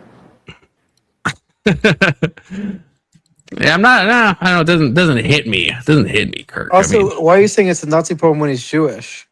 well, it's just the name, you know. I mean, I'm not trying to be. I understand. Hey, It's there were Sounds eerily close to Himmler, but you know. He was also, I guess, he died a little early, you know. But if he was alive in 1933 onward, who knows? You know, that's all I'm You saying. do realize Hitler literally banned his, like, they literally burned his poems. Well, they're fucking degenerate, obviously. You know. Oh, were they degenerate? Yeah. They probably were. It's probably like pro trans stuff. That's why Kirk likes it. Oh yeah, was it in the Institute of Sexology, Kirk? No, it wasn't. This. Are you sure? Yes, I'm sure. Google it, Confluence, Rocket. I don't know. I see a poem called Ein Trans. You saying that's not about trans people? I don't know about that specific one, but he was not. Is that a joke, Confluence? No. Are you fucking serious? Where is that at? It's been said they burned it all, so I actually can't pull that one up. So I have to correct Confluence. My picture is not a sunset; it's a sunrise. I'm sorry. When I said a sunset, okay, I was looking at your little tiny thing. You know, when I see it here, sure, sunrise. Don't they look the same though? Yeah. No, when the sun sets, it gets all like pinky and stuff. When the sun rises, it's all like golden. I don't know if that's always true, but it seems like it's always true. Sounds stupid. Can we? I actually did have a question, but it's not related to literature. Anson, when the sun is near the horizon, it changes how it looks depending on which horizon it's near. We don't know why. It just kind of happens. Yeah, I didn't know that, but I do know that I'm done icing my knee. Oh, seven's Anson. That sounds. But so was this a literature stream? Because I thought this had something to do with Lauren Southern and gay stuff. It was originally, yeah, you know, but. And you're muted. Someone started talking about grape. Yeah, Confluence, you're muted. Confluence, you're muted. I know I'm muted. Okay, there we go. Yeah, no, it started that way, but you know. But also, were you being serious when I'd never heard of him writing a poem about trans. Are you being serious? No, I'm not. But I did have a topic I wanted to talk about. You fucking sleep on the floor. I knew it. Because Kirk always has or their questions. I always have. You sleep on the floor. You think I sleep on that carpet back there? That would be pretty cozy. No, that's definitely like you're one of those weird dudes who's like, I'm gonna get a Japanese style mattress that I can lay on the floor and sleep like the Japanese. Because I never hear about the Japanese. Absolutely 100%. Yeah, my feet are literally on my bed right now. I'm not gonna lie to you. So I would get a Japanese bed though. I mean, don't threaten me with a good time. You mean a Japanese futon? That's what they're called, right? Futon mattresses or whatever. Or is that like just what we call them in America? No, we call them futons, but I don't know. A futon, I guess that probably is Japanese. I guess the word is Japanese. But is American style futons the same? I feel like they're probably like very Western. They're way thin. Yeah, they're way thin and extremely uncomfortable. I want a monkey bed too, right? No, the Japanese sleep in those little, like, you know, those hotels. They're like micro hotels, and they like slide them in. Yeah, the little pods. Yeah. Bro, for $10 a night, shit, that's not a bad deal, man. Especially if you're It's traveling. affordable. Like, fuck. They have little TVs in them and stuff. Yeah. Fuck, that's $300 a month. Kirk, what was your question? How we house the homeless in America. I was curious if you've ever heard of Neurot's boat. Neurod's boat. Yeah, I would Neurod's say boat. if I was to guess, I would say it's a simile used in anti-foundational accounts of knowledge, especially in the philosophy of science. And I would guess it's also first formulated by Otto Neurath. Yeah. So basically, the idea is that instead of there being a foundation, instead of there being a single foundation for knowledge, it's that we have this web of belief, and these cohere with each other, and they kind of support each other for pragmatic purposes, like Occam's razor, falsifiability, uniformity of nature, and other things are presupposed in scientific discourse. And so we have these beliefs that sort of cohere together, but none of them are like a single foundation for knowledge. I don't know. Maybe. What do you mean, maybe? I think this is pretty clear, because when you're talking about scientific knowledge, what foundation can you point to beyond the culturally contingent norms? Yeah, like from a purely epistemological point of view, I would say yes, I would agree with you. That we use a confluence of factors, if you will, and you must, to arrive at what we think is correct. So is that what he's saying? Because then I would agree with that.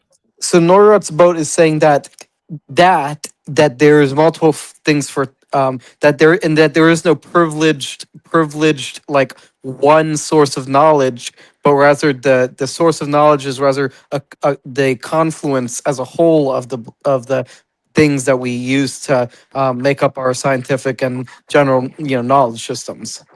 Is this just Gödel's incompleteness theorem?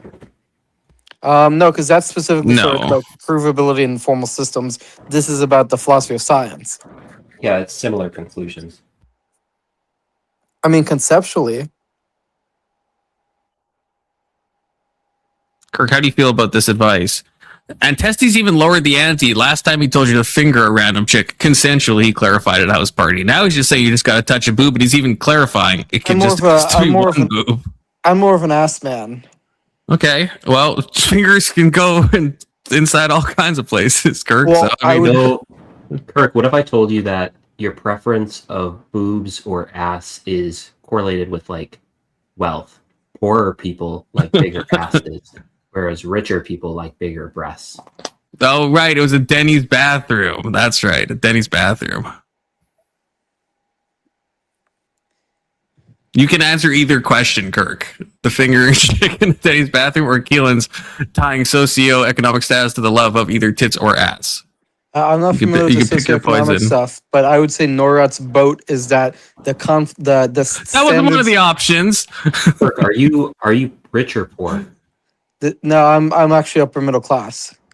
Kirk lives with his stepmom. Okay, you don't have an economic status, Kirk.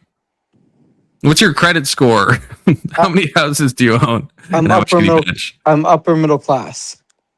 Your family is upper middle class. Okay, but if I live with my family, QED using deductive logic. How much did you declare on your income tax? Okay, Kirk, that's the real question. He's still a dependent. I don't know. I don't think so. Legally, are you a dependent if you're 18 but you live at home? Hold on. Why wouldn't his parents claim him as a dependent? You can do that until they're like 26 or something. On your is that a thing? On your taxes? 23, something like that. You can claim older kids to be dependents. Like for write-offs or for other purposes? I know you can for like certain things. I gotta Google this. Maybe I've been outside of America too long. I am not a parent of a kid over the age of 18, but I know you can claim them as dependents. So I don't know what benefit it gives you.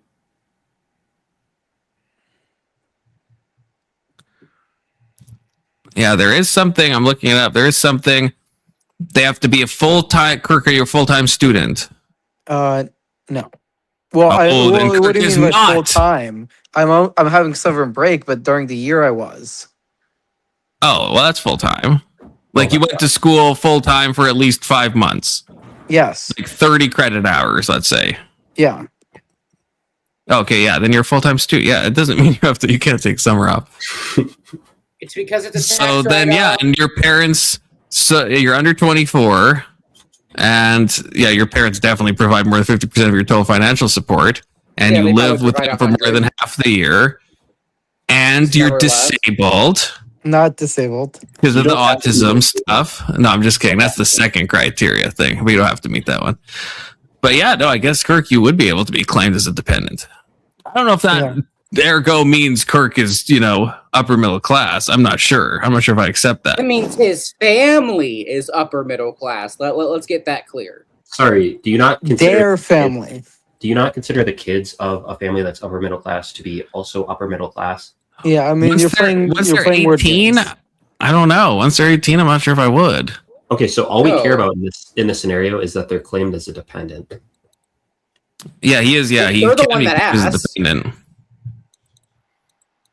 Yeah, well, I was in seeing it- Canada, I was I seeing don't think it- you can claim a dependent that's over 18 unless they're have some disability. The only reason I asked was because I wanted to see if Kirk was an outlier.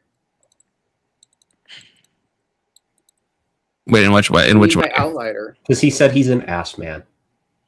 Oh, well, no, that's probably because he's gay. If you think about it, No, it's because I prefer. No. and both men and women have butts. Avery can attest. Avery, as the bisexual on panel, can tell us that men and women both have butts, right, Avery? Yes, absolutely. Do you 100%. eat ass? No, when I say, I mean, I like He's that never a had big the one to opportunity ride. to. But he talked to a girl at chess club once, and that almost led to ass eating. If you think about it. No, it did not. Shut the Would fuck you up. eat ass? No, I wouldn't. Interesting. Then you're not an ass man. Then you're not an ass man. When I mean it, I even prefer doing? the look. I prefer the look of an ass. To boobs? Yeah. Yeah, Kirk, I think you're going to find out in your mid-20s that you're gay. Just a heads up. Yes, this is true, Testy. Yeah, that's what I was thinking of. For insurance reasons, you could be under your parents' insurance for a while. But I think, in Canada, at least for tax reasons, I think dependency stops at 18. But insurance will go But, later than that. You're not American. Confluence. All of this came up how? I haven't had a child in America that is over the age of 18, so. How has this the news came has come up? Why are you guys asking me about my financial status? Oh, because you were saying a bunch of you and your big words and stuff, and then Testy was like, "You got to touch a boob," and then I brought up the fingering girl in today's bathroom, and it all just came from there. That's the But general on the point, just to wrap up on the earlier point, so you'd agree with the neurotic that I know about. That's true. idea that there's not a foundation for knowledge, but rather these sort of ideas cohere with each other for pragmatic purposes. Yeah, I think so. I mean, I've not heard about this until you've been telling me, but from what you're saying, I would agree. From an epistemological point of view, solely. Yeah, and then there's also what's it called? Who is the American logician who developed the idea of abduction? Because he also had this idea of a community of inquiry. You know who I'm talking about, Confluence? Insane to say an American logician developed abduction. Do you know who I'm talking about, Confluence? No, who formalized the abduction? Yeah, Charleston's Peirce. No idea. You don't know who that is? No, Charleston Peirce? Charles Sanders Peirce. Oh, Charles. No, never heard of him. Who the fuck's that? I can understand you not knowing, but Confluence, if you're a North American studying philosophy, I'm not studying. I have an undeclared minor from 10 10 years ago, normal Kirk. fucking millennial and stop fucking hitting the Zins. Good lord. I can't. It's a serious problem. I'm up to two packs of sins a day, man. It's Oh a my serious god, problem. bro! Holy It's shit! bad. It's bad. Bro, Yeah, it's bad. one of these lasts me a week and a half, and I cheap on this all day, every day, dude. Holy fuck! I posted the Wikipedia article if you want to read about it. I'm spending way too much money on nicotine. Yeah, it's bad. Yeah, you're probably spending like $300 a month at least. What did I do? I'm spending way more than $30 a month on nicotine. Are you serious? Hold on. Intervention here. Confluence, what is the total amount of money that you would guesstimate right now that you spend on Zins or nicotine products in general? You actually don't want to know, Avery. No, I do. What is it, 800? I will DM it to you, but you cannot say it on the panel. I'll give you my word, but I'm definitely going to give my fucking reaction to it, though. You can give your reaction. This is Canadian, though. This is Canadian. Put it in USD. I'll give it to you in USD. I don't do the fucking Canadian bullshit.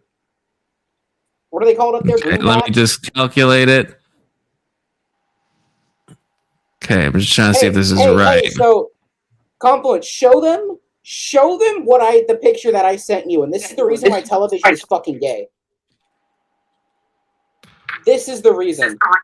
It is insane. Okay, just wait. Kirk is a bit echoey. Okay, I mean, bro, that's insane. That's a lot. That's a lot, bro. Yeah. You would save money with the vape. You would save money with the vape. If I vape. No, hold on. Stop. I die. Buy it outright. No, quit being a fucking pussy. Yes, you can. You can get. I used to. And the harshness. I've tried, Avery. The harshness is different. I know. I've tried full. I've tried no flavoring with like full 100% vegetable glycol, no propylene glycol. Oh, okay, fuck. I've tried other people's vapes. I've tried and I used to vape and it was fine. I would. It got to the point that even it's slowly I felt like I had water in my lungs. Bro, you have a problem. That's a problem. I used to vape for 6 months and it was fine, and it started getting I would start coughing more, and now if I hit the vape, I just instantly just fucking start hacking. Break his Tristan, tell us, Avery. No, Avery promised. You promised. No, I'm not. I gave him my. Even if I don't like you as a person, if you say, "Hey, I'm going to trust you with this," I'm not going to fucking tell anybody. That's just how it is, guys. Mm-hmm. Yeah, that's how I am. If you entrust me with information, even if I don't bro, people who I get in arguments on this panel have told me personal things. I'm not gonna fucking say their personal shit on. You know what I'm saying? That's fucking disrespectful. Yeah, that's a low blow. I have never other than where I'm located, I've never told anyone on this panel anything personal about me that I would be upset about being shared on the panel. Yeah. He hates you for your identity. Avery betrayed him. I don't hate. I might hate Avery's identity. I don't hate him for his identity. Hold on, I got a question, Confluence. I got a question for you, okay? And I want you to answer this honestly. Have you ever tried not being straight? Have you ever just tried just not? Oh, being you're trying to do a reverse Confluence. You're trying to do a. Yeah, why? But my thing makes sense. My question makes sense because being straight is just obviously a probably easier life. I have a question. Do you also drink coffee? Yes. You should stop what you're doing. I don't drink a ton of coffee. I drink 1 cup of coffee a day. And you're all zinned up. And then I have an energy drink later on in the day. Bro, that's horrible. I mean, hey, 1 cup of coffee, 1 energy drink. It's better than these. Hold on. Let me change the filter. Those caffeine pills. These are. Oh my god, bro, you have no idea. So I'm pretty sure I'm gonna have heart problems later on in life. But these are literally called stay awake pills. What's the ingredients? They're dirt. It's just caffeine. These are dirt cheap, bro. Hold on, for 40 of these, they're fucking how many? They're 200 milligrams each. Okay, this is less than $3. This is scary. How? Yeah. Holy shit! And when I work doubles, I take 2 of them. I have to. If not, I go to sleep. Unfortunately, I drink coffee usually work for me anymore, a can of Coke or 2 a day.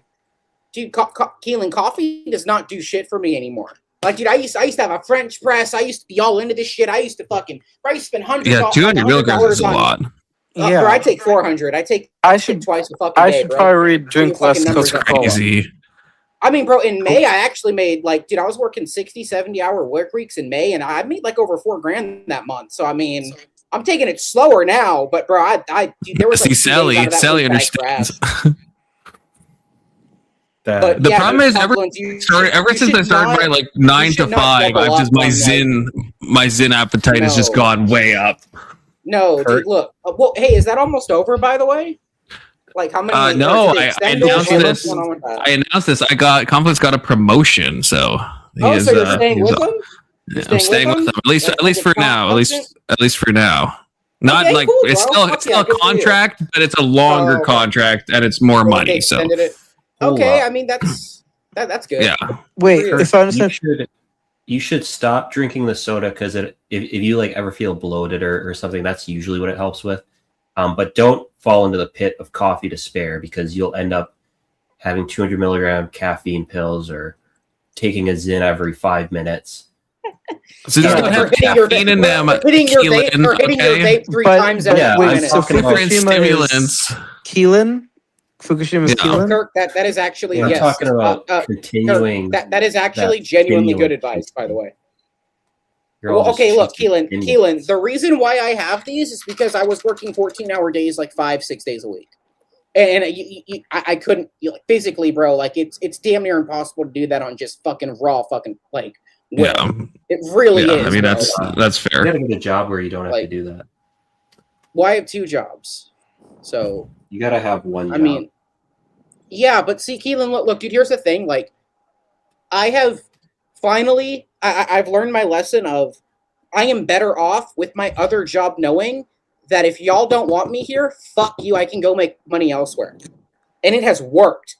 The job that I'm at currently, the restaurant job, they laid me off and I cussed out every single fucking management there. Except for the kitchen. I was cool with the kitchen. I cussed out, like, every single front of house manager when they laid me and 2 other people off. And they still brought my ass back afterwards, like fucking 8 months later. So it sounds like you struggle with my the whole sin thing. of wrath. With the what? The sin of wrath, right? Confluence. We're gonna talk about wrath. It's not. No, it's not. It's because I don't want these companies to think that they have power over me. That's what it is. Fuck you. I will go make my money elsewhere. I can go make my money elsewhere. I'm here by choice. You're still a slave. You're still a slave. You're a wage You're slave. still a fucking slave. And the majority of people are, dude. You can't say that to me. You're what? And okay, but my fucking stepdad's black. Cool story, bro. Dude, my fucking Thanksgivings were actually pretty fucking awesome, believe it or not. I had a black friend before. Fucking great Thanksgivings. It's fucking great. Food is amazing. Okay. I will give that to them. The fuck yeah, it is, dude. Are you really half black? If you're half black, you would know. You're Hispanic, right? No, I'm white. God damn, everyone thinks I'm a Mexican. Fuck. I thought you were. Wait, I thought you said you were. No, I thought you were half black. I'm not. And I thought you said, no, I'm half Hispanic. No. Oh, wait, no, you're Lebanese. No, you're Lebanese. You're Lebanese, right? For the last time on this stream, I am It's Lebanese. European. I got it. I'm European mixed with Lebanese. My great-grandfather and my great-grandmother on my dad's side of the family, my great-grandfather was fucking Lebanese and my great-grandmother was Syrian, and they moved over here. And then they met, Dude, like my fucking family history on my dad's side is like actually crazy. Like I've had family here since before Texas was a part of the United States. And then on my mom's side of my family, they didn't come here until the 20s. They were there. Apparently the story is they owed the Italian mob a shitload of money, much like a lot of people did, and they just ran to the United States. So, that's my mom's a long line of fugitives. Oh, yeah. Tell me about it. Both the Lebanese side, that goes without saying, and then the European side, it sounds like.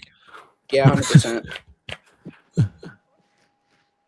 We accept your Avery. We accept parts of you. Let's say that. Okay. Parts? That sounds gay. That sounds a little bit gay coded. Well, not the gay. We don't accept the gay parts. In fact, that's the parts we don't accept. Okay. I mean, it's 2026. Okay. I get it. Oh, Big Soda's back. Wait, hold on, bitch. Hold on, bitch. You told me when I first joined this panel, this is a safe zone. And now you're saying you don't accept the gay part of me? How is this? It's still a safe zone. You're not going to get hurt. You can't say it's a fucking safe zone and say that you don't accept the gay part of me. It's a safe space. Fuck you. I just think you would do better. I think you'd be happier, especially because you can go both ways. If you just went the straight way, I think you'd be happier. That's what I'm thinking. Like bro, I've told you this like many times before. I know, but I'm always drunk when you tell me this.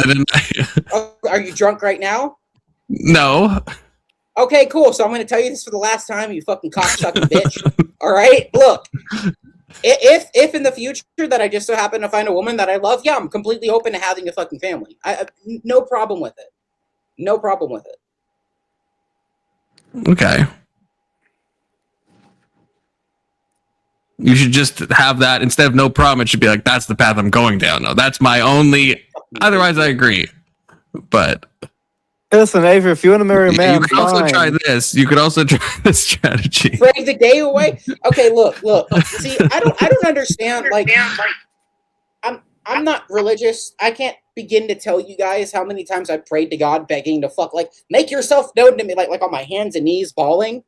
Like, you know, trust me, I want to feel what you feel, Confluence. I want to feel what all these fucking Christians feel. But it's nothing. It's nothing. It's silence. It's silent. Apparently, God doesn't love me enough to speak to me. Therefore, I kind of don't think God exists. Right? But what about God loves everybody, right?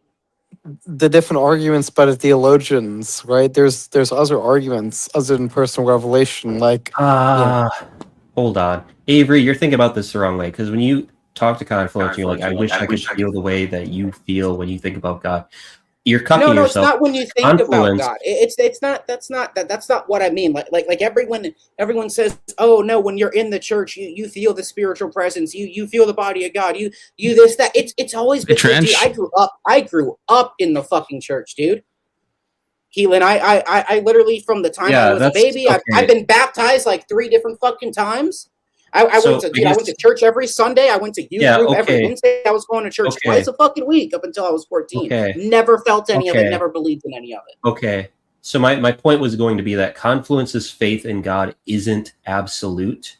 He questions his faith. Obviously, every religious person questions their faith. And I think when atheists understand that is when they can actually begin to understand why people believe in God. It's not that these people just have this absolute faith in God. Some people might, but I think that is probably a minority of people. The one thing I'm curious about, Avery, because I agree with Keelan, but would you say you've had these, like, I guess when you were a Christian, did you have these like God experiences? Because I'll have these maybe like spiritual experiences where I feel close to God, but then when those end, if enough time passes, then I start to doubt again. And then maybe I have one and I'm like, why would I doubt? I'm so stupid to doubt. But then they end again and I'm like, then I can get a little...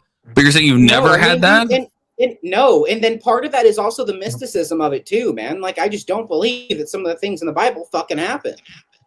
Like, I don't believe it. And like people want to completely discount other religions and their mysticism. And, oh, no, mine's right and yours is wrong because I'm right and you're wrong. Like those are the only fucking See, arguments. I don't do that. I don't discount. I don't discount. No, I know you don't. But, like, it's like everyone's, oh, no, this has been documented, blah, blah, blah. It's like, bro, look. This shit has been written and rewritten and retranslated so many fucking times in history. We don't know what it actually fucking said. Like, that's not actually accurate, but I don't think that's really the crux of it. Steelman, sorry, is this you, Steelman? Type in chat so I know it's you, just to make sure, because I can't remember your verification thing. I just want to make sure it's you. So just say something in chat, because I know your username in chat. Go ahead, Avery. Sorry. And it's like everyone wants to discount the mysticism of other religions and say it's bullshit and it's fake. And, oh, no, mine's right because I have this and this is the word of God. And then this is... Every religion's going to tell me the same thing about your religion, dude. And I'm not going to sit here and say God doesn't exist. I'm open to the idea of God. But if God does exist, it doesn't exist in the way that Christians or any other religion thinks it does. It is completely separate from that. Sorry, you're doing 2 things here that I find interesting. The first thing you're doing is you're mistaking the average person who believes in God for what we call them evangelicals, who like try to make other people believe in their religion. A lot of people don't try to make you believe in their religion, and they might not even talk to you about it. And the other thing is you're saying all this, and then you're also saying, oh, but none of the gods you believe in exist. So you're doing the exact same thing they're doing. No, it's not. No, what I was giving an example of, if I were to go to another religion, they were to tell me that none of the Christian God doesn't exist. Ours are the right ones. Every religion is going to tell me that. Every religion is going to say this book is the holy book. You ask someone this is the right thing. You ask someone what they believe, and they're going to say, "I believe this thing." And if there's someone who doesn't believe that thing, then they're going to say, "Oh, this person is wrong." If they have absolute belief in the thing that they believe in, that's just obvious. Reword that. If you're talking to someone about their belief and they have absolute belief in it, such as God, and you ask them what they think about a different version of that belief, they will likely say, it's not even that. Like every religion says the other religions are false regardless. Yeah, why would they say, not every religion, but why would they say that the other religions are true if their religion hinges on it being true and the other ones being false? Actually, I wrote this book called The Origins of Religion, where I talk about the underlining factor that links all these religions. Sorry to step in here, but spoiler alert, it's mushrooms. Yeah, so yeah, it is. Thank you, Avery. And I wanted to. I mean, you actually were what drew me to this panel because of what you were talking about with the churches and all the nonsense, and it's exactly that. They're all missing the whole point of the body of Christ is sacred mushrooms. The Hindus worship the cow because of the sacred mushrooms. Buddha was on mushrooms. That's the underlining factor of it all. Thanks, SDS Ellie. Steelman, did you see the news? I don't know if it's news, but I saw a meme. It's like quadrillions of miles of mushrooms under the Earth's, like just below soil. And I didn't know that there was living that organism mushroom. is fungus. I didn't know there was that mushroom down there. It's funny because I just saw that video last night, dude. Hey, I had one thing to add, which is I don't know. It's just like a very logical thing. It's based on the last thing that Avery and Keelan kind of exchanged. So, would you agree that if your particular religion, or if one religion is correct, would that necessitate that all other religions are wrong? No. Well, it depends on what you mean by that one religion being correct. Like, so multiple religions. Fair enough. What I mean by correct would be, I mean, how do I don't know if I mean, I think a lot of religions kind of like over time, religions just copy each other. Like angels, the angels that are described in the Bible are effectively the Egyptian gods. Right, body there's of a lot man, head of a beast, like virgin birth, like the three wise men. Like there are not, there are like parallels between that. And so let's get into that. Like, but wait, I just want to kind of. I'll land my plane pretty quickly here. But, no, I'll just state the thesis. Sorry I guess. For interrupting you. No, you're totally good. One of the major reasons I guess I don't believe is I came to the realization that, I mean, I guess accepting that maybe like Confluence kind of says like maybe these point towards the same thing or whatever, but I see it more as the inverse, whereas that everybody can't be right. That is just like an impossibility. Some of these beliefs are wholly contradictory, and I have seen people who believe in their given religion with just as much conviction as anybody else. Like the belief factor for me is not like a compelling, because they even say like people who look at like a lot of Muslims and stuff, or people like Hindus, they'll do these insane holy feats and stuff, right? Like nobody would ever question their faith and their beliefs. But regardless, I see it more as like, well, it would be unfortunate. Obviously, nobody knows the will of God, blah blah blah, depending on what you believe. But it would be unfortunate if you went through all these acts of devotion and faith and belief of your own thing, and then it turns out that just like, sorry, you were taught the wrong tradition and you're shit out of luck. So the real quick answer to that. The real quick answer to that is that like your intent in doing these actions towards God, I think would, under many views. That's a fair response. Yeah. But okay, so this is where you have Gnosticism, for example. Gnostics don't believe; they know. But believe, the intent, if anything, because the intent is still subjective, because good and bad is, morality is subjective. I'm saying like your intent is to worship God or whatever in most religions. But intent doesn't help the reality of the situation, right? A lot of people have good intentions, and they're paving their way to hell. You know what I'm saying? It's the veil of ignorance that is evil. So you can have good intentions, but if you're ignorant, then you could be totally evil. But I think if you're truly intending to worship God, I think there is something there. Like I've said this before, I don't know what else God could judge you on if it's not your intents. Like maybe you're wrong, but if your intention is still to see God, what are you being judged on? Just not having the right knowledge? Like if your intent is wholly good in a situation, in a moral situation, in a worshiping God situation, I don't know what a just God would possibly judge you on besides intent.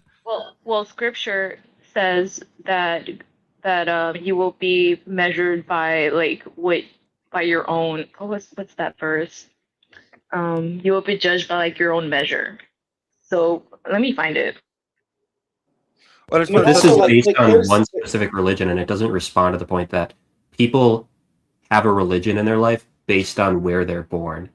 Thank you. I was going to bring that up. Are people just destined for hell the second they're? Are some people just destined for hell the second they're born because they're in the wrong place? Like, why the fuck would God create someone in a fucking Muslim-dominated country, knowing that they're never going to be able to get out of that, and then just send them to hell anyway? That's why I'm saying, like, fucking stupid. The intent thing is important. Like, if you're intending to worship God, even if you do bad things in this life, if there is a hereafter, then bad things in this life, don't you dare go to bed, and be forgiven. Also, I've said this before. I don't remember if Confluence answer, but like, let's just say Christianity as an example. Like, what happened to every single person before Christianity even existed? Like, they didn't even have a path to anything. And then I think Confluence is kind of said, it's like, well, then I think that's where the intention part would come in a lot. Or like, how could you judge the hearts of people who were born before Christ even existed, right? So it's like, there's like some logistical issues in there as well. But well, Scripture addresses that too, about like Moses and Abraham. Like, they didn't meet Jesus. Oh, here, let me. Right, with the Jews, it's maybe there's a biblical answer, but it's the problem still exists. If someone's in like India in like 3000 BC, they have no contact with like any of like, the Israeli tribes, and it's like, are they just shafted? I would say probably not. I think it's probably there's something about how they're living their lives, what their intention is, etc. No, Jesus makes it clear at the Last Supper that your intentions do not matter. He says, "Very truly I tell you, if you do not eat from my body, you have no life in you." No matter what your intentions are, if you do not eat from the body of Christ, which is the sacred psilocybin mushrooms, it doesn't matter. You're not going to get to heaven. See I like how you add the mushrooms in there. Because that's what it is. Because that's exactly what it is. You laugh, but the thing is, I know that only works with your mushroom theory, though, because another context. Because if Christy breaks into a Catholic church and eats the Eucharist, that doesn't mean anything. If he's like, "Oh, I'm just eating some bread, man," like, it doesn't change anything. It only works with the psilocybin example. Right, exactly, and that's exactly right. And once people catch on to that is the reality of it. That's why when you understand what the Gnostics know, all your beliefs, it just means that you don't know, that you just think some bullshit, and you have to either know or you don't know. Sorry, I think this is a huge mistake, just being restricted to the scripture to think about this, because you're reading the scripture, being directed by the scripture, and it is assuming it actually knows that you're reading the scripture. But okay, you guys mentioned no matter where you're born, you're going to be put into that cultural context. And as a cultural anthropologist, and you step out and you view all the religions, it's not just the scripture. You brought up the three magicians, okay, at Jesus' birth, three magi. That's Trismegistus. It's the secret society mystery cults transferring the baton to Jesus. It's all the cults, the mystery cults. That's why Ra, it was symbolized by the golden disc, and people say Ra was Jesus. You have the Trinity in ancient Egypt. This is where the Christianity comes from. It's all this mystery schools. It's the first religion, and it will be the last religion. That's what I'm saying. This was before Christianity. This was actually the beginning weren't of the first religions with Wicca and paganism. Well, of course. And how do you think it's like 100 years old, Avery? Still down. The first religion. No, let me get. Hold on. No, look up Wicca and tell me it was started by Gardner. No, it's like 100 and something years old. No, dude, this shit goes back to this goes that because it's old, it has more truth, or what's the point of this? No, the point is that Christianity didn't start 2,000 years ago. Christianity started at the dawn of human evolution. People ate the body of Christ, and that's how they became into civilization. You had no civilization without it. Magic mushrooms. I know. Magic mushrooms are the fountain. And when I say magic, that's what I'm talking about. You said Wicca, magicians. Yes. Any real magician, any real wizard, any real sorcerer is using real magic. And what is real magic? It's the body of Christ. Okay. According to what?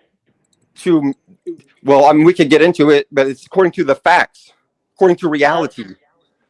He wrote a book on it. This is just leading me to believe that when you eat the mushroom, it actually takes over your mind. Children's books, that doesn't. Yes, it does. It lifts the veil. Yeah, Steelman's been Last of Us. He's like one of those clickers, Yeah, but you're saying that as a good thing. I'm saying that as a slur. And I know you think it's funny, but I'm saying that it's not funny. It's the reality. It lifts the veil, just like the mushroom has the veil that lifts. That's why the Christianity is always talking about the veil lifting. Hold on. I don't think it's just psilocybin. I think it's the vast majority of hallucinogenics. For instance, like LSD and DMT, dimethyltryptamine. Like I think those things actually are. Okay, well, first of all, okay, well, you have in psilocybin mushrooms is 4-PO DMT. There's different forms of DMT, right? Like the 5-MeO DMT toad and all that stuff. But no, there's only one true God. Just as the Bible says, there are many minor deities or false gods. DMT's in everything, by the way, guys. Just a heads up. But there are different. It's in all of us right now. If you think about it, every living thing, it is. It's not your my body penis. produces DMT. It's not my penis. Your body does. But it's not every psychedelic, right? Like peyote, that's a false god. And here's how you know this. Just like you talked about this. Well, I mean, I've never done peyote, so. But the fungi, the mycelium that hooks up and gives life to all chlorophyll using plants, that was here before all the other psychedelics. You cannot have any other psychedelic without the mushroom mycelium. It gives life to all plants. And then with those plants, you get animals. You cannot have life on the planet without this stuff. I gotta expose the sovereign citizen. What is happening? I think he's calling Steelman a sovereign citizen. How does that have who? Oh, I'm not reading the chat. Panel versus dead. Yeah, in the private chat, someone named. I'm actually very far from a sovereign citizen. I'm a constitutional, scholar. I mean, I don't know. I would like to say, like, my experiences with hallucinogenics have definitely made me spiritual. You're a constitutional way more so than what I scholar. was. Yeah, dude. I just Anthropologist. Yeah, exactly. I mean, well, yeah, exactly. I actually got an emphasis in law in my degree and in anthropology as well. But Interesting. But no, I would like to say, like, with my experiences with hallucinogenics, it's definitely made me more spiritual when before I thought I was like there wasn't anything. It's kind of weird. Like, shrooms kind of, I don't know, dude. It just connects you with fucking nature. It's so weird. So Avery, I have a question for you. So when you were talking about the church, and I also wanted to add on to what that other person was saying, like, this fire came on. So you're talking about, like, how your journey and stuff, and that you didn't feel, we'll say, like, God's presence in the church, which I totally get that, and I have heard it from other people, and I do think that other people, like Rage Babies, would agree too, that it's become more of a scam, which is why I would consider myself more like non-denominational. Like, I'm constantly reading and constantly, like, learning and like. Is Confluence sleeping? Well, the reason churches in the bathroom. Sorry to guy in the back chat. I just came back. I also have a heart out. I want Sally to finish what she's saying, but then I do have to end after that. So, but Sally, I want you to finish. Yeah. He's laying in a bed and he has his heart out. So I'm just curious to know, like, have you actually, like, read scripture for yourself and looked into the answers to see what some of these apologetics have, like, for any questions, any difficult questions that you've had? Like, have you actually done? I mean, like, I've read the Bible front to back before. Like, I mean, like youth group was nothing but like reading the Bible, huh? Press X to doubt. So I say that's because when I first read the Bible, I didn't quite understand it, and it didn't, we'll say, yes, I read it front to back within, like, the last 8 years. Yes, I have. I mean, Jesus Actually, mocked probably the Jews. It's been like 9. Jesus mocked the Jews for reading the Bible and thinking that they were getting it. He said, you guys read the Bible and think you're finding life in there, but you don't even recognize me when you see me. Reading the Bible is not a means to Jesus. Avery, name 10 books in the Old Testament. That was like the Old Testament, Proverbs, Genesis. Oh, okay. Fuck! I really Numbers. Okay. Fuck. And so, what exactly Ezekiel, made you? What exactly made you, I guess, turn away? Solomon. Or I did. Well, you know what I'm fucking Sam. I don't know. I can't fucking remember, dude. Because the cornerstone of the church. Man. What? Well, hold on, Sally's talking to me. Hold on, Sally. What was your question? Repeat it. Yeah, so I was asking, like, what exactly turned you away or made your faith waver? I didn't. I never believed in it. I never believed in it, and I never felt that thing that every Christian claims that they feel. Well, I'm not going off of feelings. So you've actually like done research and not just read. What do you mean by done research? Like, elaborate. So whenever I come across a verse, because I like listening to debates and like conversations that because I think people ask very good questions, like regardless of the faith, and so I like listen to like scholars. There's like Stephen Meyer and some other guys, and they answer a lot of difficult questions like the problem of evil and stuff like that, and seeing like a lot of the Like contradictions. the Problem of evil. Oh, okay. Like, well, why is there evil in the world, and that's why God doesn't exist? Like, that's a weak argument. Then, like, there's already like answers to that. I mean, if So, you want to get, why would God create a child, right, inside a mother, only to have it murdered in its womb? God's omnipotent, right? That's free will, though. see, where do you get that God is omnipotent? Hold on. The Bible never says that God is omnipotent. I do really like this, but I do unfortunately have a hard out. Unfortunately, Confluence. Oh, you I guys always recommend- join when I actually have to go, which sucks so Wait, much. Confluence, just fall asleep. Leave the stream running. I can't do it. All right, thanks for You're having me. mocking I'm gonna chat. see you next time, guys. I appreciate it. All right, we'll be back tomorrow. Sorry, Sally, we're ending. So you haven't joined in a while, so I do want to talk, but thank you for joining. God bless you guys, and take care, everyone. God bless you. God bless you in chat, and I'll see you guys tomorrow. Bow, bow, bow, bow, bow. Avery, stop being gay. Fuck you.